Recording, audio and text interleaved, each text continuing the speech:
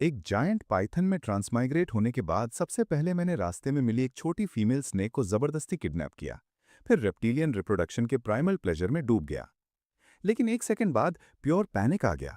मुझे एहसास हुआ कि जिस छोटी फीमेल स्नेक को मैंने फोर्स से लिया था वो एक्चुअली ड्रैगन एम्प्रेस थी। 100,000 एक्वाटिक सोल्जर्स की कमांडर। मन में उसने हिस किया, मैं ड्रैगन एम्प्रेस हूं, फिर भी इस रेचड जगह पर मेरी प्योरिटी चली गई। हालांकि उसने जोर से नहीं बोला, लेकिन मैं उसके दिल की हर बात सुन सकता था। मैं वहीं पूरी तरह स्टंट खड़ा रह गया। बहुत खूब, ये मुझे दिल की गहराई तक नफरत करती है। अगर कभी पावर वापस मिल गई, मैं मरा हुआ आदमी हूं। जैसे ही मैं पहले वार करने के बारे में सोच रहा था, दिमाग में एक आवाज गूंजी। गॉड लेवल ऑप्शन सिस्टम से सक्सेसफुली बॉन्ड हो गया, सभी स्किल्स पर 100x फीडबैक मिलेगा।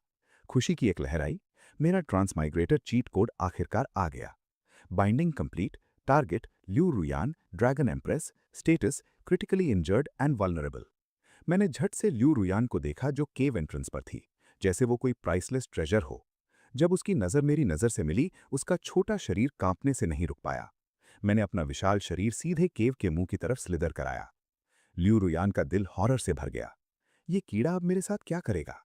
पूर्व ड्रैगन एम्प्रेस के रूप में वो सांपों की लचरस नेचर बहुत अच्छी तरह जानती थी। अगर दूसरी बार ह्यूमिलिएशन सहनी पड़ी, वो मर जाना पसंद करेगी। ल्यू रुयान ने दांत पीसे। साफ था मुझसे डेथ फाइट करने की प्लानिंग कर रही थी। लेकिन मैंने उसकी तरफ देखा तक नहीं, पहाड़ों और जंगलों की तरफ स्लिदर करके निकल गया। उसके थॉट्स क्लियरली सुन रहा था, लेकिन मैं 20 साल का वर्जिन था, दोबारा नहीं जा सकता था। वैसे भी उस वक्त मेरी कॉन्शियसनेस पूरी तरह जागी नहीं थी, तो टेक्निकली वो मैं भी नहीं था। मैं जंगल में चलता रहा, मेमोरीज प्रोसेस करता रहा और कल्टीवेशन बढ़ाने पर फोकस किया। जब केव एंट्रेंस पर वापस आया, मुंह में कई जानवर दबाए थे। ल्यू रुयान ने इंस्टिंक्टिवली पीछे हटकर कदम लिया। भागने की कोशिश की थी, लेकिन इंजरीज इतनी सिवियर थीं कि हिल नहीं पाई। खाना देखकर जोर से सलाइवा गट की, लेकिन प्राइड ने भीख मांगने से रोका। उसे और टीज करना चाहता था, लेकिन अगर एक्सीडेंटली भूखी मर गई तो बहुत बड़ा नुकसान होता। मैंने शिकार उसके सामने फेंक दिया। उसकी आंखें शौक से चौड़ी हो गईं। इतनी भूखी थी कि पेट रीढ़ से लग गया था। उसने सोचा, बस एक बाइट लूंगी, रिकवर होने के बाद ये ह्यूमिलिएशन का बदला लूंगी। उसने मुंह खोला और फैंग से इंस्टेंटली मीट में नोच लिया। मेरा चेहरा डार्क हो गया उसके थॉट सुनकर। मेरा खाना खाती है और फिर भी बदला लेने की बात करती है।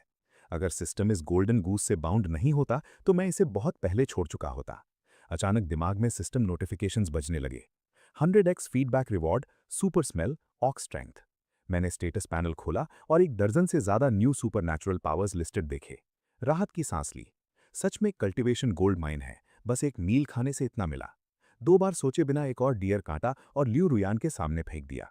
ल्यू रुयान खाना डाइजेस्ट करने में बिजी थी, जबकि उसका शरीर विजिबल स्पीड से हील हो रहा था। जब उसने मुझे एक और बीस्ट ड्रॉप करते देखा, रिजेक्ट नहीं किया। ब्लड से सने जॉज खोले और फिर से नोच लिया। सिस्टम की मीठी नोटिफिकेशंस दिमाग में बजती रहीं और मैं एक्सटैटिक था। अगले 3 दिन मैंने हंटिंग में बिताए। जो भी शिकार लाता उसका ज्यादातर हिस्सा उसके पेट में जाता। उसकी स्केल्स हर पल और चमकदार होती जा रही थीं। उसका साइज लगभग मेरे बराबर हो गया था और मैं उससे एक हैवी प्रेशर रेडिएट होती फील कर सकता था। लेकिन जितनी तेजी से वो रिकवर होती, मैं उतना ही ज्यादा एक्साइटेड था, क्योंकि सारे रिवॉर्ड्स मुझे मिल रहे थे। आज का कैच उसके सामने फेंका और अपनी लेटेस्ट हॉल चेक करने की तैयारी की। डिंग। लिंक टारगेट ल्यू रुयान की मेंटल स्टेट में चेंज डिटेक्ट हुई। इंटीमेसी 1 बढ़ी। Super natural power synthesis activated. Intimacy जितनी ज्यादा होगी, रिवॉर्ड्स उतने बेहतर होंगे। इंटीमेसी 0 पर आई तो बॉन्ड डिसॉल्व हो जाएगा। मैंने एक सेकंड भी हेजिटेट नहीं किया और पिछले कुछ दिनों में मिली पावर्स को फ्यूज करके बीस्ट किंग बनाया। एक इंस्टेंट में मेरा दर्जनों मीटर लंबा स्नेक बॉडी एक्सपैंड हुआ, पहले से कहीं ज्यादा रोबस्ट और पावरफुल हो गया। न्यू फॉर्म में रॉ पावर सर्ज होती फील हुई। 3 दिन रेस्ट के बाद ल्यू रुयान ने कुछ स्ट्रेंथ वापस पाई और उसके शरीर में एक जीवन की चिंगारी लौटी। उसने सोचा, तुम चोर आसमान, भले ही मेरी ड्रैगन रेस को डिस्ट्रॉय करने की साजिश की हो, मैं सर्वाइव हुई और रास्ता ढूंढ लिया। अचानक एक मैसिव बूम गूंजा और हवा इतनी हैवी हो गई कि ल्यू रुयान को सांस लेने में मुश्किल होने लगी। उसने घबरा कर सोचा, क्या ये ट्रैप है? हेवनली सोल्जर्स और जनरल्स मेरे पीछे आ रहे हैं। उसकी मसल्स टेंस हो गईं, लेकिन ऊपर देखा को पास की चट्टानों पर एक gigantic silver white snake coiled था। वो पूरी तरह शॉक्ड होकर देखती रही। यकीन नहीं हो रहा था कि पहले की टेरिफाइंग पावर एक्सप्लोजन मेरी तरफ से आई थी। ये डिस्ट्रक्टिव पावर पहले से किसी स्पीशीज लीडर जितनी थी। ल्यू रुयान ने मेरे माथे पर उगे टेंटिकल्स को स्टंड होकर देखा। उसने सोचा, तो ये बात है, ये एक्चुअली ड्रैगन आंसेस्टर का खून रखता है। तुम्हें कुछ दिन एरोगेंट रहने देती हूँ, लेकिन जब मैं कल्टीवेशन रिज्यूम करूंगी तुम धूल में रह जाओगे। उसने आह भरी, जानते हुए कि कल्टीवेशन रीस्टार्ट करने के लिए अभी डीमन कोर चाहिए। उसकी हर बात मैंने सुनी। मुझे समझ आया कि उसके लिए वो कोर्स ढूंढने होंगे ताकि खुद और स्ट्रांग होता रहूं। ल्यू रुयान ने मेरी नज़र फील की और घबरा गई। उसने सोचा, तुम मरे हुए परवर्ट क्या देख रहे हो? ये मत सोचो कि इवॉल्व होने से मैं तुमसे डरूंगी, आखिरकार तुम्हें क्रश कर दूंगी। मैंने सिर हिलाया। इस जिंदगी में भी उसके जैसे किसी के लिए स्लेव की तरह काम कर रहा हूं। मुड़कर सीक्रेट रियल्म की गहराई में स्लिदर करता गया जब तक हवा नहीं बदली। यहां स्पिरिचुअल ऑरा अत्यधिक थिक था और मैं लालच से हर ड्रॉप अब्जॉर्ब करने लगा। अचानक एक पियर्सिंग बर्ड क्राई गूंजी और एक मैसिव शैडो सीधे मेरी तरफ डाइव किया। मैंने एक सेकंड भी रिलैक्स नहीं किया। मैसिव बॉडी को ट्विस्ट करके स्ट्राइक डॉज किया। एक डल थर्ड के साथ बर्ड के टैलेंस ने उस विशाल पत्थर को तोड़ दिया जहां मैं खड़ा था। देखकर मेरी रूह कांप गई। अगर नहीं हटता तो कई टुकड़ों में कट जाता। बर्ड निशाना चूका और तुरंत स्काई में वापस उड़ गया। दूसरे डाइव की तैयारी करने लगा। मैं जल्दी से पीछे हटा, सोचने लगा ये कौन सा मॉन्स्टर इतना फियर्स है। Ding. Level 2 snake hunting bird detect हुई। इसका गॉल ब्लैडर ल्यू रुयान को डिलीवर करो स्पेशल रिवॉर्ड्स के लिए। रिवॉर्ड्स लुभावने लग रहे थे, लेकिन नाम से ही पता था ये मेरा नेचुरल एनिमी है। मैंने उसे वाइन थिकेट्स की तरफ ल्योर किया। बर्ड चिल्लाते हुए मेरे ट्रैप में चेस करता आया। बर्ड ने झपटा, लेकिन इस बार मैं जल्दी से डॉज करने नहीं गया। आखिरी सेकंड पर एक तरफ हो गया, उसे टैंगल वाइन्स में क्रैश करने दिया। वो फंस गया, उड़ नहीं सकता था। तो मैंने बीस्ट किंग पावर एक्टिवेट किया और आगे बढ़ा। प्रेडिटर को ऐसे आउटप्ले होने की उम्मीद नहीं थी। लेवल 2 डीमन बीस्ट फ्रंटिकली छटपटाया, लेकिन वाइन्स ने होल्ड किया। जितना स्ट्रगल करता उतना ज्यादा फंसता गया, जब तक हिल नहीं सका। मैंने ब्लडी जॉज खोले और काट लिया। बीस्ट किंग प्रेशर ने उसे फाइट बैक करना भुला दिया। एक आखिरी मिजरेबल श्रीक के साथ उसका सिर उखड़ गया। सिस्टम पिंग हुआ। लेवल 2 डीमन बीस्ट किल करने पर कॉन्ग्रेचुलेशंस। Reward dragon essence. एक small exceptionally hard dragon essence मेरे सामने मटीरियलाइज हुआ। मैंने इसे अपने 7 इंच हार्ट में फ्यूज करने का फैसला किया, जस्ट अगर ल्यू रुयान कभी असैसिनेट करने की कोशिश करे। एक थॉट से एसेंस मेरे बॉडी में मर्ज हो गया, कोर और मजबूत हो गया। मैंने पक्षी की कारकस वाइन से तोड़ी और वापसी का रास्ता पकड़ा। रास्ते में सतर्क रहा, आसमान में और हंटर्स हैं या नहीं ये देखने के लिए नजर रखी। अचानक पास से एक घनी स्पिरिचुअल ऑरा आई, किसी हेवनली ट्रेजर का संकेत दे रही थी। मैं तुरंत दिशा बदलकर झाड़ियों में तैरने लगा। ऑरा धीरे धीरे और घनी होती गई। कुछ मिनट बाद एक तालाब दिखा। सरफेस से सफेद कोहरे के धागे उठ रहे थे। वो कोहरा प्योर स्पिरिचुअल एनर्जी था। आमतौर पर यह सिर्फ सेक्रेट सेक्ट की जगहों पर दिखता है, लेकिन अपनी किस्मत की तारीफ करते करते अचानक एक हार्ट स्टॉपिंग प्रेशर ने हवा को चूर चूर कर दिया।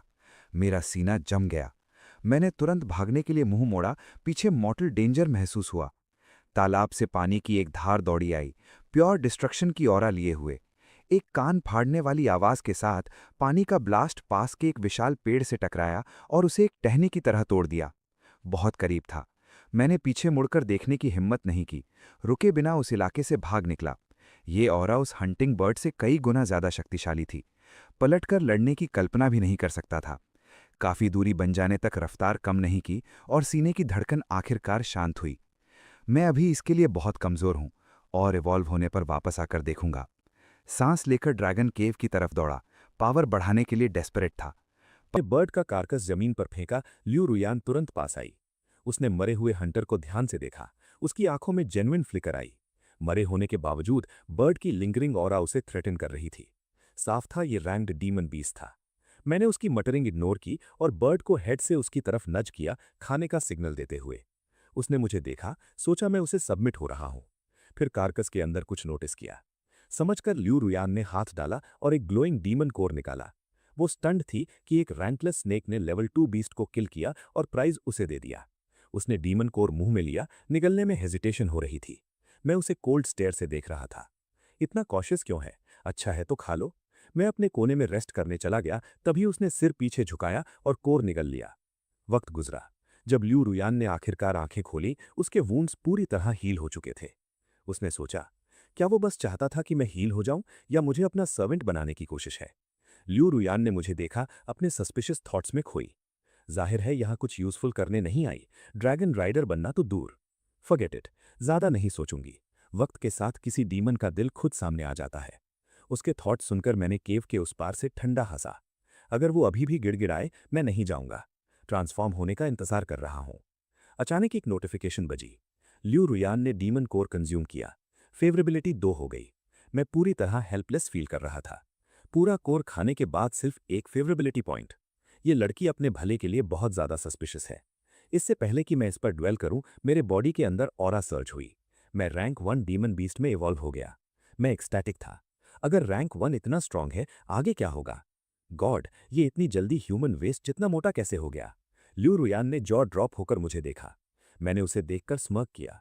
छोटी लड़की, देखो कैसे मैं तुम्हें अपने प्यार में डालता हूं।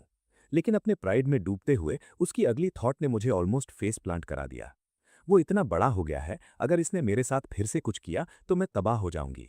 उसने वरिड आंखों से सोचा। मैं शॉक्ड होकर खड़ा हो गया, उसे डिसबिलीफ से देख रहा था। ड्रैगन एम्प्रेस के मुंह से यही शब्द निकलते हैं। ल्यू रुयान ने घूर कर मुझे देखा। एक नियर पाइथन के सामने वीकनेस नहीं दिखाऊंगी। हालांकि वो अडोरेबल लग रही थी, मैं मन में हंसा। ये ड्रैगन एम्प्रेस स्टबर्न होने पर एक्चुअली काफी क्यूट है।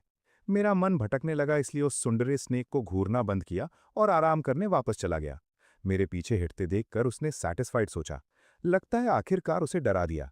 वो फिर सोच में डूब गई। ये नहीं समझ पा रही थी कि मैं इतनी अचानक कैसे इंप्रूव हो गया। मैंने फिलहाल उसकी थ्योरीज की चिंता छोड़ने का फैसला किया और अपनी ग्रोथ पर फोकस किया। शायद बाहर जाकर कोई लकी एनकाउंटर हुआ होगा। अगली बार जब ये बाहर जाए तो फॉलो करना होगा। मेरी ग्रोथ स्पीड पहले से उससे आगे निकल रही है। अगर यही चलता रहा, वो अपना बदला कैसे लेगी?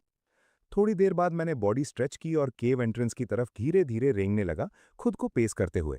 लू रायन मेरे पीछे स्क्रैम्बल करने लगी, लेकिन उसकी क्रॉलिंग स्पीड मेरे मुकाबले पथेटिक थी। बस वेट कर जब तक मैं टॉप पर वापस नहीं आती, तुम्हें रोप से बांध कर पीछे घसीटूंगी। मैं उसका इंतजार करने वाला था, लेकिन ये सुनने के बाद मैं आगे सर्च किया और उसे सैकड़ों मीटर्स पीछे छोड़ दिया। लू रायन इंस्टेंटली घबरा गई, मन में चिल्लाई, क्यों भाग रहे हो? डर है कि मेरा ट्रेजर चुरा लूंगी? वो अब फ्यूमिंग थी, कैचअप करने की कोशिश में खुद को पुश कर रही थी, लेकिन कितनी भी कोशिश करे गैप क्लोज नहीं हो रहा था। हेल्पलेस और थकी हुई उसने हार मान ली और केव वापस जाने के लिए मुड़ गई। उसी वक्त मैं एक लेज से सामने प्रकट हुआ, नीचे देखते हुए उसे ऊपर चढ़ने का सिग्नल किया। क्या वो एक्चुअली मुझे फॉलो करने दे रहा है? उसकी आंखें डिसबिलीफ से चौड़ी हो गईं। मैंने फिर टेल फ्लिक की, उसे जल्दी करने को कहते हुए। उसने एक सेकंड भी हेजिटेट नहीं किया। मैंने लू रायन को तेज स्पीड से आगे कैरी किया और जल्द ही हम घने फॉरेस्ट में घुस गए। मैंने बिना कुछ रुके अपना ऑरा रिलीज किया और दूर से एक रोर गूंजी। किसी का ध्यान खींच लिया था। लू रायन डर से फ्रीज हो गई, बॉडी तन गई, एक ऐसी फाइट के लिए तैयार होते हुए जो वो जीत नहीं सकती थी। एक ब्लैक चिंपैंजी वाइन से झूलता हुआ आया, रैंक 1 डीमन बीस्ट की रॉ पावर एमिट करता हुआ। एप लैंड भी नहीं कर पाया था कि मैं अपने जॉज वाइड ओपन करके फर्स्ट स्ट्राइक करने के लिए झपट पड़ा। चिंपैंजी ने फ्यूरी से रोर किया, अपने मैसिव आयरन फिस्ट सीधे मेरे सिर पर स्विंग करते हुए। मैंने ब्लो डॉज करने के लिए सिर एक तरफ विप किया, फिर वाइस की तरह उसके आर्म और टॉर्सो के चारों तरफ बॉडी कॉइल कर ली। मर जा! मैंने पूरी ताकत से स्क्वीज किया, उसकी हड्डियां स्नैप होने की सैटिस्फाइंग आवाज सुनते हुए। कुछ मिनट बाद चिंपैंजी की हार्ट बीट पूरी तरह बंद होती महसूस करते हुए मैंने ग्रिप लूज किया। लू रायन वहां खड़ी थी, एक पुराने डॉग की तरह काम और स्टेडी दिखती थी, लेकिन अंदर से उसका माइंड रेसिंग था। सेम रैंक के अपोनेंट को एक ही ब्लो में मारना, कोई आश्चर्य नहीं कि ये आउटस्कर्ट्स का किंग है। मैंने उसकी रिएक्शन पर स्मर्क किया और टंग फ्लिक की, उसे black star shaped gall bladder खाने का सिग्नल देते हुए। वो क्या प्लान कर रहा है? क्या वो सच में मुझे ये खिलाता रहेगा? लू रायन की आंखें प्योर डिसबिलीफ से चौड़ी हो गई। क्या ये रिवॉर्ड है? उसने सिर हिलाया, थॉट्स क्लियर करने की कोशिश करते हुए। छोड़ो, ओवरथिंक मत करो, बस स्ट्रॉन्गर होने पर फोकस करो। उसका इनर मोनोलॉग सुनकर मैं स्पीचलेस था। ये लिटिल एम्प्रेस अपना इंटरनल ड्रामा बहुत लव करती है। लू रायन ने गॉल ब्लैडर ढूंढा और पूरा निगल लिया। खत्म होने के बाद मैंने उसे जंगल की गहराई में लीड किया। हमें एक और रैंक 1 ब्लैक वुल्फ मिला और मैंने उसे फिनिश करने के बाद उसके लिए गॉल ब्लैडर निकाला। रुयान, खाओ! एक सिस्टम नोटिफिकेशन आई। लू रायन को रैंक 1 डीमन बीस्ट में इवॉल्व होने के लिए एक और रैंक 2 गॉल ब्लैडर चाहिए। मैंने गहरी सांस ली। शुक्रिया, उसने धीरे से कहा। इस बार मैं अपनी पुरानी शर्म मिटाने का डिटर्मिन्ड था, इसलिए सीधे स्पिरिट ऑल्टर की डेप्थ्स की तरफ गया। पेरीमीटर रीच करते ही मैंने अपनी डिवाइन पावर एक्टिवेट की, बीस्ट किंग। स्पिरिट ऑल्टर अचानक बॉयल होने लगा, थिक बबल्स सरफेस पर सर्च करने लगे। अचानक एक चिल फील हुई, मर्डरस इंटेंट मुझ पर लॉक हो गया और मैंने तुरंत पिवट करके फुल स्पीड से एस्केप किया। जैसे ही मैंने पलटा, वाटर का एक मैसिव पिलर ठीक उसी स्पॉट पर स्लैम हुआ जहां मैं खड़ा था। फिर नोटिफिकेशन आई, डिंग, रैंक 3 डीमन बीस्ट से सामना हुआ। मैंने पीछे देखा और कोसा, डैम, ये सच में रैंक 3 है। मैंने तुरंत भागने के लिए पिवट किया, रियलाइजिंग कि मेरी दूसरी घुसपैठ ने मॉन्स्टर को पहले से एनरेज कर दिया था। जब लगा कि सेफ हूं, वाटर का एक पिलर मेरे एब्डोमेन पर स्लैम हुआ, मुझे एगनी में ग्राउंड पर रोलिंग भेजते हुए। एक और ब्लास्ट ने टेल पर मारा, लेकिन मैंने खुद को दूर तक भागते रहने पर फोर्स किया। लू रैन ने रिकवर किया और स्पिरिट ऑल्टर को घूरा। वो डेथ की स्टेंच, उस डैम टोड को एक न एक दिन मारूंगी। मैंने मेंटली उसे थम्स अप दिया, लेकिन मैं बहुत ओवर कॉन्फिडेंट था। अगर फास्ट ना होता, अब तक कोल्ड कॉप्स होता। मैंने कुछ दिन सेफ रहने का डिसाइड किया और डेंस फॉरेस्ट में रैंक 2 बीस्ट हंट करके बदले की ताकत बनाऊंगा। जल्द ही दूर से टाइगर की रोर गूंजी और मैं तुरंत उस आवाज की तरफ स्प्रिंट किया।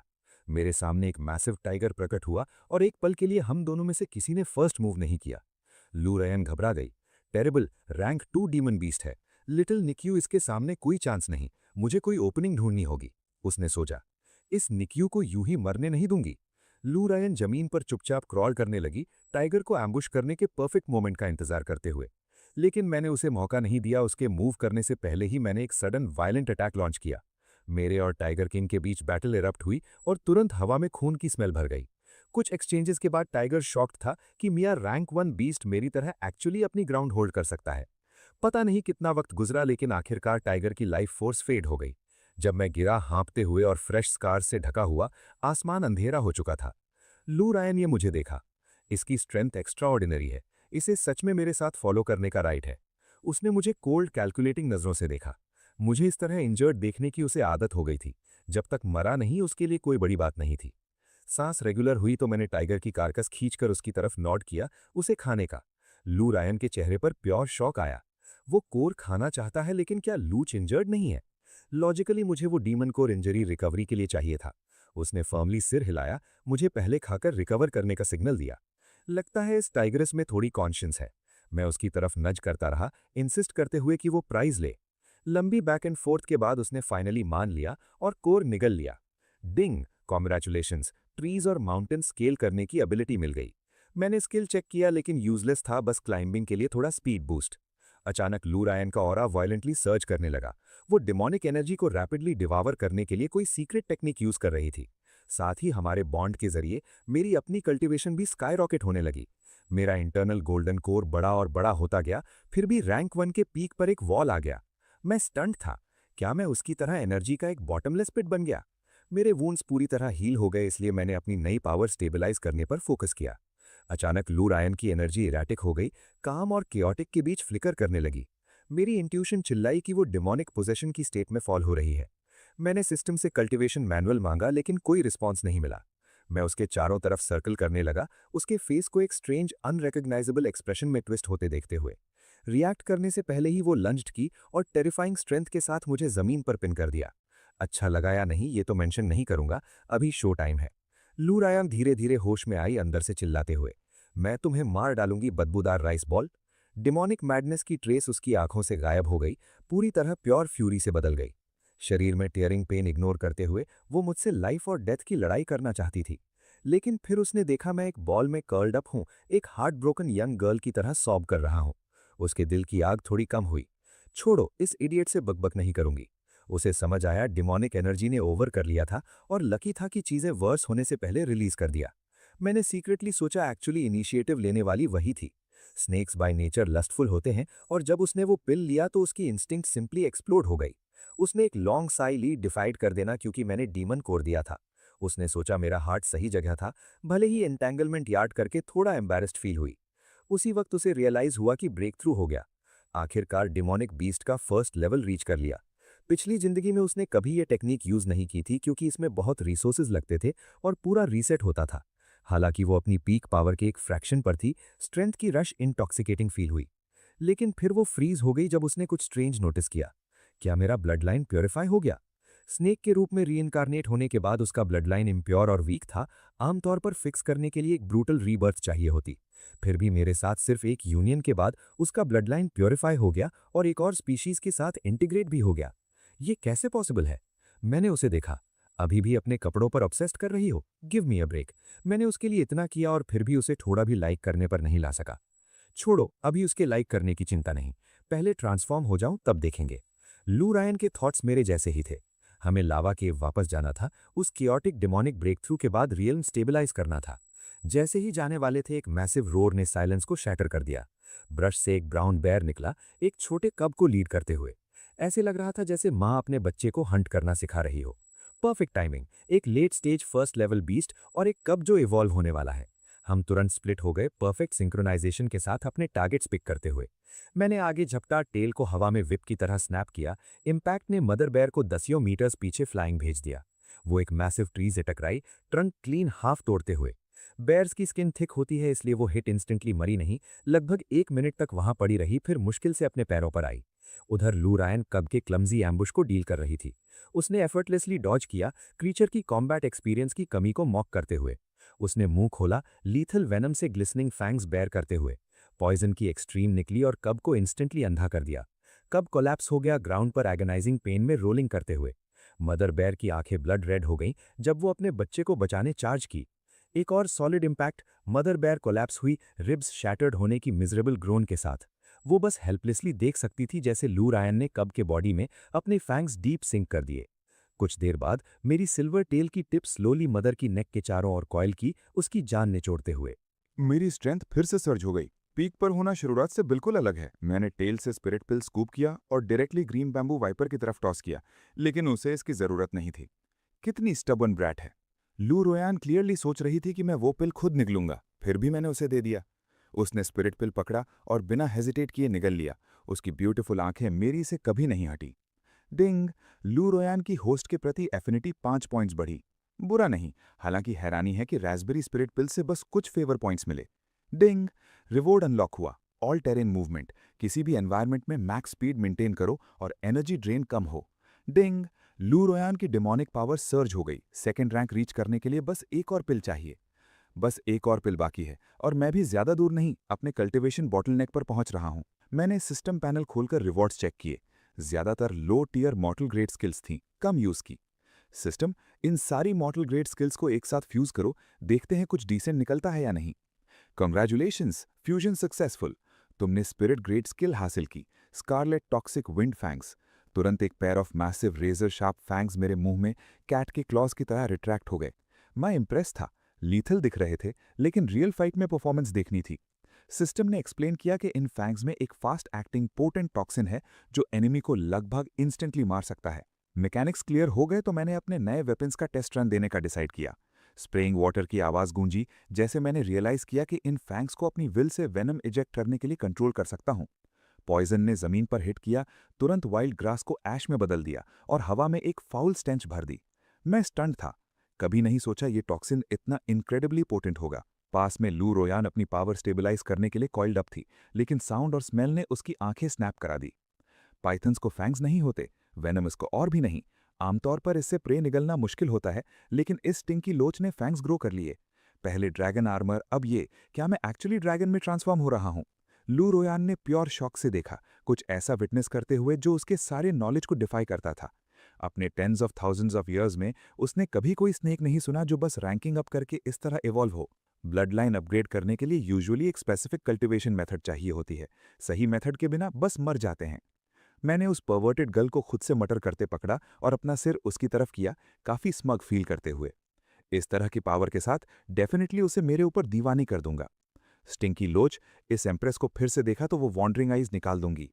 मेरी ब्लेटेंट पैशनेट गेज फील करते हुए लू रोयान को कंटेम्प्ट की एक वेव आई। मेरी स्टेयर उसके कंफर्ट से बहुत ज्यादा डायरेक्ट थी। मैंने इनवर्डली स्नॉट किया। ओ, मेरी आंखें चाहिए? बस वेट करो। फिर मैंने नजर हटा ली। मुझे मुंह फेरते देखकर लू रोयान चुप हो गई। हमारे बीच टेंशन इतनी थिक थी जैसे कट किया जा सके। जैसे ही हम जाने की तैयारी कर रहे थे, जमीन कांपने लगी जैसे कोई टेरिबल क्रीचर करीब आ रही हो। दूर से हमारी तरफ एक मैसिव ब्राउन शैडो चार्ज कर रहा था। टेरिफाइंग स्पीड के साथ मूव कर रहा था। उसके लिम्स एजाइल प्रिसिजन के साथ टेरेन को चीर रहे थे। अप्रोच सुनकर लू रोयान और मैंने यूनिजन में अपने हेड्स घुमाए, गार्ड्स एब्सोल्यूट मैक्स तक उठाए। ये एक ब्राउन बेयर था, पहले वाले ब्लैक से भी बड़ा, बहुत ज्यादा वायलेंट ऑरा रेडिएट करता। मैंने उसे पास आने से पहले ही सूंघ लिया, वो मैसिव सर्जिंग ब्लड एनर्जी। ये जरूर उस बेयर का मेट है जिसे मैंने अभी मारा। मेरा हार्ट एक बीट स्किप कर गया। हमने उसकी वाइफ और बच्चे को मार डाला था और अब वो ब्लड के लिए यहां था। एक मियर ब्राउन बेयर, एक हाथ से हैंडल कर सकती हूं। लू रोयान की आवाज उसके टफ एक्ट के बावजूद कांप रही थी। उसे सुनकर मुझ में एड्रेनलिन सर्ज हो गई। मैं रैंक 1 की पीक पर था और खुद को टेस्ट करने के लिए डाइंग था। इस टियर 2 फिजिकल डेमोनिक बीस्ट के साथ हेड ऑन क्लैश चाहता था। तो आने दो, मेरे लिए बस और इवोल्यूशन पॉइंट्स हैं। मैंने इनिशिएटिव लिया और लॉन्च किया, लेकिन इतना स्टूपिड नहीं था कि डायरेक्ट हिट लूं। मैंने बॉडी कॉइल की और डिसेप्टिव स्पीड के साथ स्लिदर करने लगा। पेड़ों के बीच वीव किया, मेरी लॉन्ग सर्पेंटाइन फॉर्म विप की तरह स्ट्रेच होती।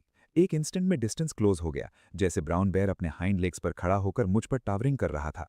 उसकी बॉडी स्कार्स से ढकी थी, एक सीजन्ड फिरोशियस किलर का ऑरा रेडिएट करता।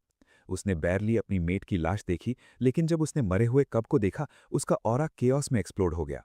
हाई रैंकिंग बीस्ट्स के लिए ब्रीड करना मुश्किल है, और ये कब शायद उसका एकमात्र एयर था। एक यंग टीनेजर की इंटेलिजेंस के साथ वो प्योर रॉ हेट्रेड फील करने में केपेबल था। उसने चेस्ट बीट किया और एक डेफनिंग रोड निकाला जिसने हवा को हिला दिया। फिर वो ऑल फोर्स पर ड्रॉप हुआ और चार्ज किया, मेरी स्पाइन को वेट से क्रश करने के लिए। मुझे लगा उसके पास कोई स्पेशल ट्रिक्स होंगी, लेकिन वो बस एक टोटल ब्रूट था। जैसे वो हवा में था, मैंने टेल पीछे विप की, इम्पैक्ट को नैरोली डॉज करते हुए। अगले कुछ कॉइल्स आसान हो गए, और हालांकि उसने अपने मैसिव आर्म्स से मुझे प्राय करने की कोशिश की, उसकी फेट सील हो चुकी थी।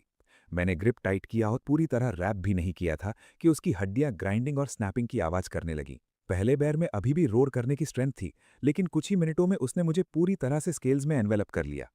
अब देखते हैं मेरा वेनम एक्चुअली कितना पावरफुल है। मैंने जॉज अनहिंज किए और फैंग्स उसकी थिक हाइड में डीप सिंक कर दिए। ट्रांसलूसेंट टॉक्सिन उसकी वेन्स में हिट हुआ और इंस्टेंटली सियरिंग रेड हो गया, उसके फ्लैश को मोल्टन मैग्मा की तरह करोड करते हुए।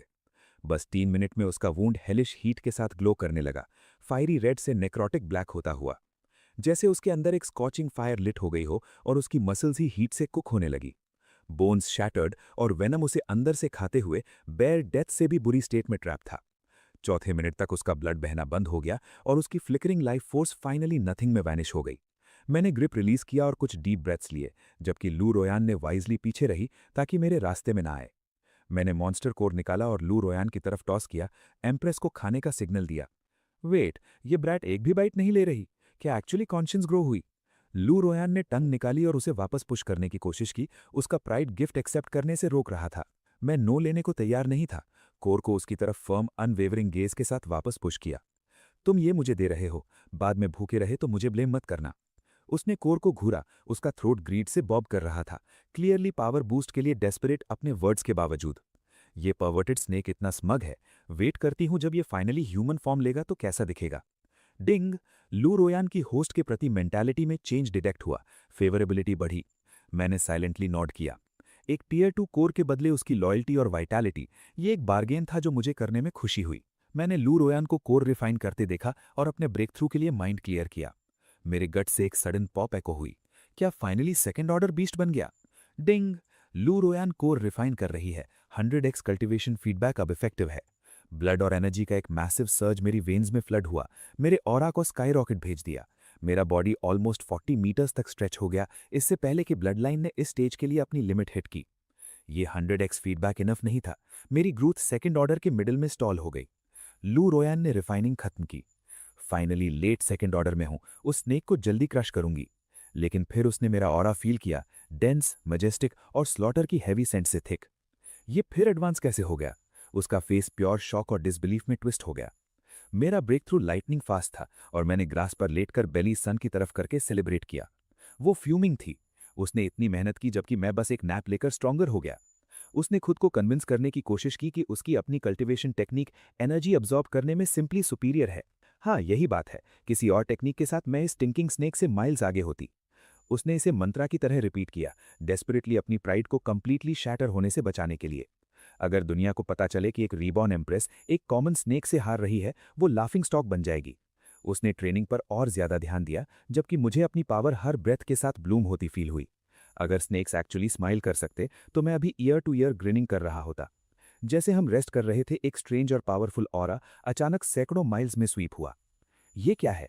लू रोयान और मैंने एक साथ हेड स्नैप अप किए। एनर्जी इतनी वास्ट थी कि ट्रैक करना इम्पॉसिबल था। क्या कोई लेजेंडरी ट्रेजर पास में अपीयर हुआ है? जल्दी देखने जाना होगा ताकि वो ट्रेजर खुद के लिए स्नैच कर सकूं। लू रोयान की आंखें इन्फिनिट कोल्ड इंटेंसिटी से शार्प हो गईं, जैसे उसने स्पिरिट एल्टर की तरफ देखा। मैंने अपने हार्ट में शॉक सप्रेस किया और टंग फ्लिक की, एनर्जी का एक मैसिव फ्लक्चुएशन सेंस करते हुए। डिस्टेंस ज्यादा नहीं था और हमें साइट तक पहुंचने में लगभग 10 मिनट्स लगे। स्पिरिट अल्टर पर एनर्जी एक्सप्लोड हो रही थी, जैसे कोई वेस्टर्न ट्रेजर अभी अभी अनर्थ हुआ हो। मैंने साइलेंटली कस किया, जानते हुए कि इवन इस लोअर रेल्म में ऐसा ट्रेजर फॉर्च्यून के काबिल है। मैंने स्पिरिचुअल रेजिस्टेंस के डेंस करंट के अगेंस्ट पुश किया, जो एक फिजिकल वॉल जैसा फील हुआ। पहले जो स्पिरिट अल्टर विजिट किया था वो डेंजरस था, इसलिए जानता था एक्सट्रीमली केयरफुल रहना होगा। लू रोयान हाई अलर्ट पर थी, उसका पूरा फोकस अल्टर पर लॉक था, जैसे वो मूव करने के लिए स्ट्रगल कर रही थी। डिंग! सिस्टम ने जीनियस बंकर में म्यूटेशन डिटेक्ट की, ड्रैगन ब्लड फ्रूट अपीयर हुआ। मैंने सिस्टम को इंटरनली थैंक किया हेड्स अप के लिए। मैंने अपनी जुबान से हवा को टेस्ट किया और स्केल्स को एडजस्ट किया, घास में स्पीड बढ़ाते हुए आगे बढ़ा। अचानक दूर से एक डेंजरस प्रेशर रेडिएट हुई, इतनी हैवी कि लोअर रैंक बीस्ट को क्रश कर दे। सेकंड ऑर्डर होने ने बचाया, मेरी हड्डियां नहीं टूटी, लेकिन मूवमेंट स्लगिश और हैवी हो गई। लू रुऑन ये हैंडल नहीं कर पाई, ऑरा का शुद्ध भार उसे वहीं पिन करने लगा। उसे स्ट्रगल करते देखकर मैंने बिना हेजिटेट किए अपनी 100x pressure king ability activate की। स्पिरिचुअल प्रेशर को हेड ऑन मीट किया, हम दोनों को शील्ड करते हुए साथ आगे स्लिदर करते रहे। मेरी second level aura spirit altar की पावर को पूरी तरह नलिफाई करने के लिए काफी नहीं थी। अभी रेजिस्ट कर सकता हूं, लेकिन थर्ड ऑर्डर थ्रेट आई तो कोई चांस नहीं। हम फाइनली स्पिरिट ऑल्टर की रेंज के करीब आ गए, लेकिन कुछ ने हमें और पास आने से रोक दिया। स्पिरिट ऑल्टर से टैंक जितनी मोटी वाटर की एक पिलर भटी, सर्पेंट पावर से सर्जिंग। एक मैसिव ट्री जो सूरज को ढक रहा था उस ब्लास्ट से स्ट्रक होकर इंस्टेंटली कोलैप्स कर गया। डिस्ट्रक्टिव फोर्स इमेंस थी, तो मैंने बॉडी को हिलाते रहा ताकि डेडली स्प्रे से डॉज कर सकूं। इस स्पिरिट की स्ट्रेंथ कोई मजाक नहीं थी, तीसरी विजिट पर भी इसका ऑफेंस टेरिफाइंग था। लेकिन मैं डरा नहीं, रेकलेसली आगे चार्ज करता रहा और सोचता रहा, जल्द ही तुम्हें मारूंगा। आखिरकार ऑल्टर एरिया दिखाई दिया, मॉसी पॉन्ड वाटर, कीचड़ और जैगेट स्टोन से ढका। पॉन्ड के सेंटर में एक फ्लैट मैसिव रॉक था, जहां डार्क ग्रीन स्पिरिट इंतजार कर रहा था। कम से कम 8 मीटर ऊंचा था, अनगिनत बैक बल्जेस उसकी टॉक्सिक पोटेंशियल रिवील करते। इससे पहले कि मैं और स्टडी कर पाता, कई और वाटर कॉलम्स और भी ज्यादा स्पीड से निकली। लू रुऑन और मैंने दोनों ने हेड ऑन लेने की हिम्मत नहीं की, सरप्राइज अटैक का चांस चाहिए था। लू रुऑन में फेयर प्ले का कोई सेंस नहीं था, ओपनिंग ढूंढने के लिए थिकेट में गायब हो गई। मैं उसका प्लान समझ गया, मैं फायर ड्रॉ करूंगा जबकि वो परफेक्ट मोमेंट का इंतजार करेगी। इस लोन स्पिरिट के मुकाबले हमारा सबसे बड़ा एडवांटेज ये था कि हम दो स्नेक्स साथ काम कर रहे थे। मैंने स्पीड को लिमिट तक पुश किया, हर इनकमिंग स्ट्राइक से बैरली डॉज करता रहा। आखिरकार बैंक के एज तक पहुंचा और सीधे पानी में डाइव कर दिया। करंट का रश फील हुआ, वाटर जेट्स डॉज करते हुए सेंसेशन पर मार्वल करता रहा। सॉलिड ग्राउंड के बिना भी मैंने इंस्टेंटली स्विमिंग मास्टर कर ली, जैसे कोई हिडन टैलेंट अनलॉक हुआ। मैंने कंटेम्प्ट के साथ सोचा, अगर पानी थूकना ही तुम्हारी एकमात्र ट्रिक है, ये हंट आसान होगी। लेकिन जैसे ही मैंने गार्ड लोअर किया, उस ईवल स्पिरिट के चेहरे पर एक स्ट्रेंज ट्विस्टेड स्माइल आई। डिस्ट्रक्टिव पावर से भरी एक डीप आवाज गूंजी, मैसिव वेव्स उठाकर मेरी एडवांस को स्टॉल कर दिया। फिर एक फेंट फाउल स्टेंच आई, इतना सटल ट्रैप के कभी नहीं देखा था। मेरे स्केल्स खड़े हो गए जब एहसास हुआ कि पॉइजन कलरलेस, ओडरलेस था, पॉन्ड में परफेक्टली ब्लेंड किया हुआ। पानी से निकलने की कोशिश की, लेकिन पॉइजन ने लिक्विड को थिकन कर दिया, एक विस्कस ट्रैप बन गया। मिक्सचर इनक्रेडिबली क्रोसिव था, व्हाइट मिस्ट मेरे स्केल्स से हिस करने लगा, जबकि मैं बर्न को रेजिस्ट करने के लिए डिमोनिक पावर सर्च करता रहा। मुझे कीचड़ में पैरालाइज देखकर वाटर अवॉइडिंग स्पिरिट बिल्कुल डिलाइटेड दिखा। उसने पहले मेरी पावर सेंस की थी, जानता था वाटर जेट्स मुझे नहीं मारेंगे, इसलिए टॉक्सिक बाथ में ल्योर किया। लेकिन एक सेकंड बाद उस स्मगली जॉयफुल ग्रिन उसके चेहरे पर फ्रीज किया। उसने मुझे राइजिंग हीट में स्मोकिंग और बॉइलिंग होते देखा, फिर भी मुझे कोई रियल डैमेज नहीं हो रहा था। मैंने किलिंग इंटेंट एक सेकंड के लिए भी नहीं छुपाया, पूरे शरीर में डिमोनिक एनर्जी फ्लड करते हुए स्ट्रेंथ और डिफेंस बूस्ट किया। ये समझकर कि मैं उसके वेनम को श्रक कर सकता हूं, स्पिरिट ने इंतजार करना बंद कर दिया, प्रोएक्टिव स्ट्राइक लॉन्च किया। मैसिव साइज के बावजूद अननर्विंगली अजाइल था, रोलिंग बॉल ऑफ फ्लैश में कर्ल होकर मुझे क्रश करने आया।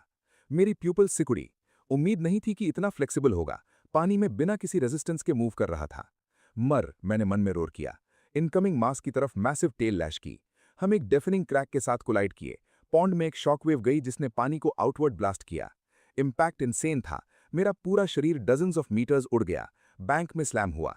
स्पिरिट ने एक सेकंड के लिए भी फ्लिंच नहीं किया, रिकवर की जरूरत महसूस किए बिना तुरंत फिर चार्ज किया। इतना फास्ट था कि आफ्टर इमेजेस दिख रहे थे। मुझे डायरेक्ट हिट से बचने के लिए एक साइड थ्रो करना पड़ा। मैं फास्ट नहीं था, ब्लो मेरे लोअर हाफ पर लगा, अंडर वाटर बैंक के मॉसी स्टोन में डीप पिन हो गया। शार्प पेन टेल से रेडिएट हुई, हिस ऑफ एगरी निकला। शुक्र था अपर बॉडी कम से कम क्रश से बच गई। रॉक से पुश ऑफ करके मूविंग रहा, जबकि demonic power frantically damage repair कर रही थी। वो अभी तक क्यों नहीं निकला? मैं यहां फॉरएवर से इंतजार कर रही हूं। बैंक पर एक टावरिंग ट्री की टॉप पर कॉइल्ड, ब्रेथ रोककर मैं ल्यू रुई इन पैनिक कर रही हूं जबकि वाटर सरफेस को ब्रूटल स्ट्रगल की साउंड्स के साथ चर्न होते देखकर। अगर वो उसे ल्योर नहीं करता तो जीतने का कोई तरीका नहीं। वो गोल्डन टोड क्लियरली डेप्थ्स का अनडिस्प्यूटेड ओवरलॉर्ड है। न मैं, न वो स्टिंकिंग राइस बॉल, हम में से कोई भी वाटर स्नेक नहीं। मैं वहां नीचे जाकर जान नहीं दूंगी। वो अकेले हैंडल करे जब तक लैंड पर ना आए। उसकी बातें मेरे कानों तक पहुंची। मैंने सोचा, वो बस शोर पर छुपी है। मुझे लगा था वो अंडर वाटर ओपनिंग ढूंढ रही थी। अनॉयड तो था, लेकिन अब प्लान पता था। बिना हेजिटेट किए सीधे सरफेस की तरफ बोल्ट कर दिया। वाटर अवॉइडिंग गोल्डन स्पिरिट मुझे इतनी आसानी से जाने नहीं देने वाला था। डार्क वाटर में रिलेंटलेस स्पीड से चेस किया। मैंने सरफेस तोड़ी, जुबान से हवा टेस्ट किया और डेस्परेटली डीप वुड्स की सेफ्टी की तरफ स्क्रैम्बल किया। ठीक मेरे पीछे गोल्डन स्पिरिट पॉन्ड से इरप्ट हुआ। मैसिव स्प्रे ऑफ वाटर हवा में उड़ी। उसी स्प्लिट सेकंड में ट्री टॉप से एक लॉन्ग एमरल्ड ग्रीन शेप नीचे झपटी, स्ट्रेट टोड के थ्रोट पर एम। ल्यू रुई इनकी शेप मैसिव है, टोड के इर्द गिर्द कॉइल करने में इजीली केपेबल, और उसका सरप्राइज स्ट्राइक उसकी नेक में डीप फैंग सिंक कर गया। लेकिन गोल्डन स्पिरिट ने इंस्टेंटली रिएक्ट किया। अपनी लॉन्ग टंग लैश करके ग्रीन स्नेक को मिड एयर में रैप कर लिया। उसके वेनमस फैंग्स ने स्किन पियर्स की, लेकिन बस कुछ ड्रॉप्स इंजेक्ट हो पाए। काउंटर अटैक आया। टोड की टंग ने उसे अपवर्ड विप किया। ल्यू रुई इन को ऐसा लगा जैसे दुनिया घूम गई जब डजन्स ऑफ मीटर्स आसमान में लॉन्च हो गई। गोल्डन स्पिरिट ने एक बीट मिस नहीं किया। ब्लडी मॉ वाइड ओपन करके उसके पीछे लीप किया, उसे पूरा निगलने के लिए। क्या यहीं मरूंगी? ल्यू रुई एन ने पछतावे के साथ आंखें बंद कर लीं। टोड की क्रशिंग ग्रिप के आगे रेजिस्टेंस इम्पॉसिबल था। गोल्डन स्पिरिट की आंखें फ्यूरी और स्मग सेटिस्फैक्शन से जल रही थी। एक किंग पर एम्बुश करने की कीमत चुकानी पड़ती है। जैसे ही जॉ स्नैप होने वाले थे, मैंने हिस्टेरिकल रोर निकाली और फाइट में वापस झपट पड़ा। स्पिरिट के लेग्स पर लैच किया। मैसिव बॉडी गोल्डन मॉन्स्टर पर ट्री की तरह क्लाइंबिंग करते हुए स्पाइरल किया। एब्डोमेन तक पहुंचते ही पूरी ताकत से कंस्ट्रिक्ट किया। इस अगली टोड की जान क्रश करने का इरादा। वाटर अवॉइडिंग गोल्डन टोड ने मुझे नोटिस भी नहीं किया था। एक silver white giant Python closing in. लेकिन एक सेकंड बाद कंस्ट्रिक्शन की क्रशिंग फोर्स ने उसके ब्रेन में एग्नी का एक जोल्ट भेजा। उसकी लॉन्ग टंग लिम्प को गई। इंस्टेंटली ल्यू को सफोकेटिंग ग्रिप से रिलीज कर दिया।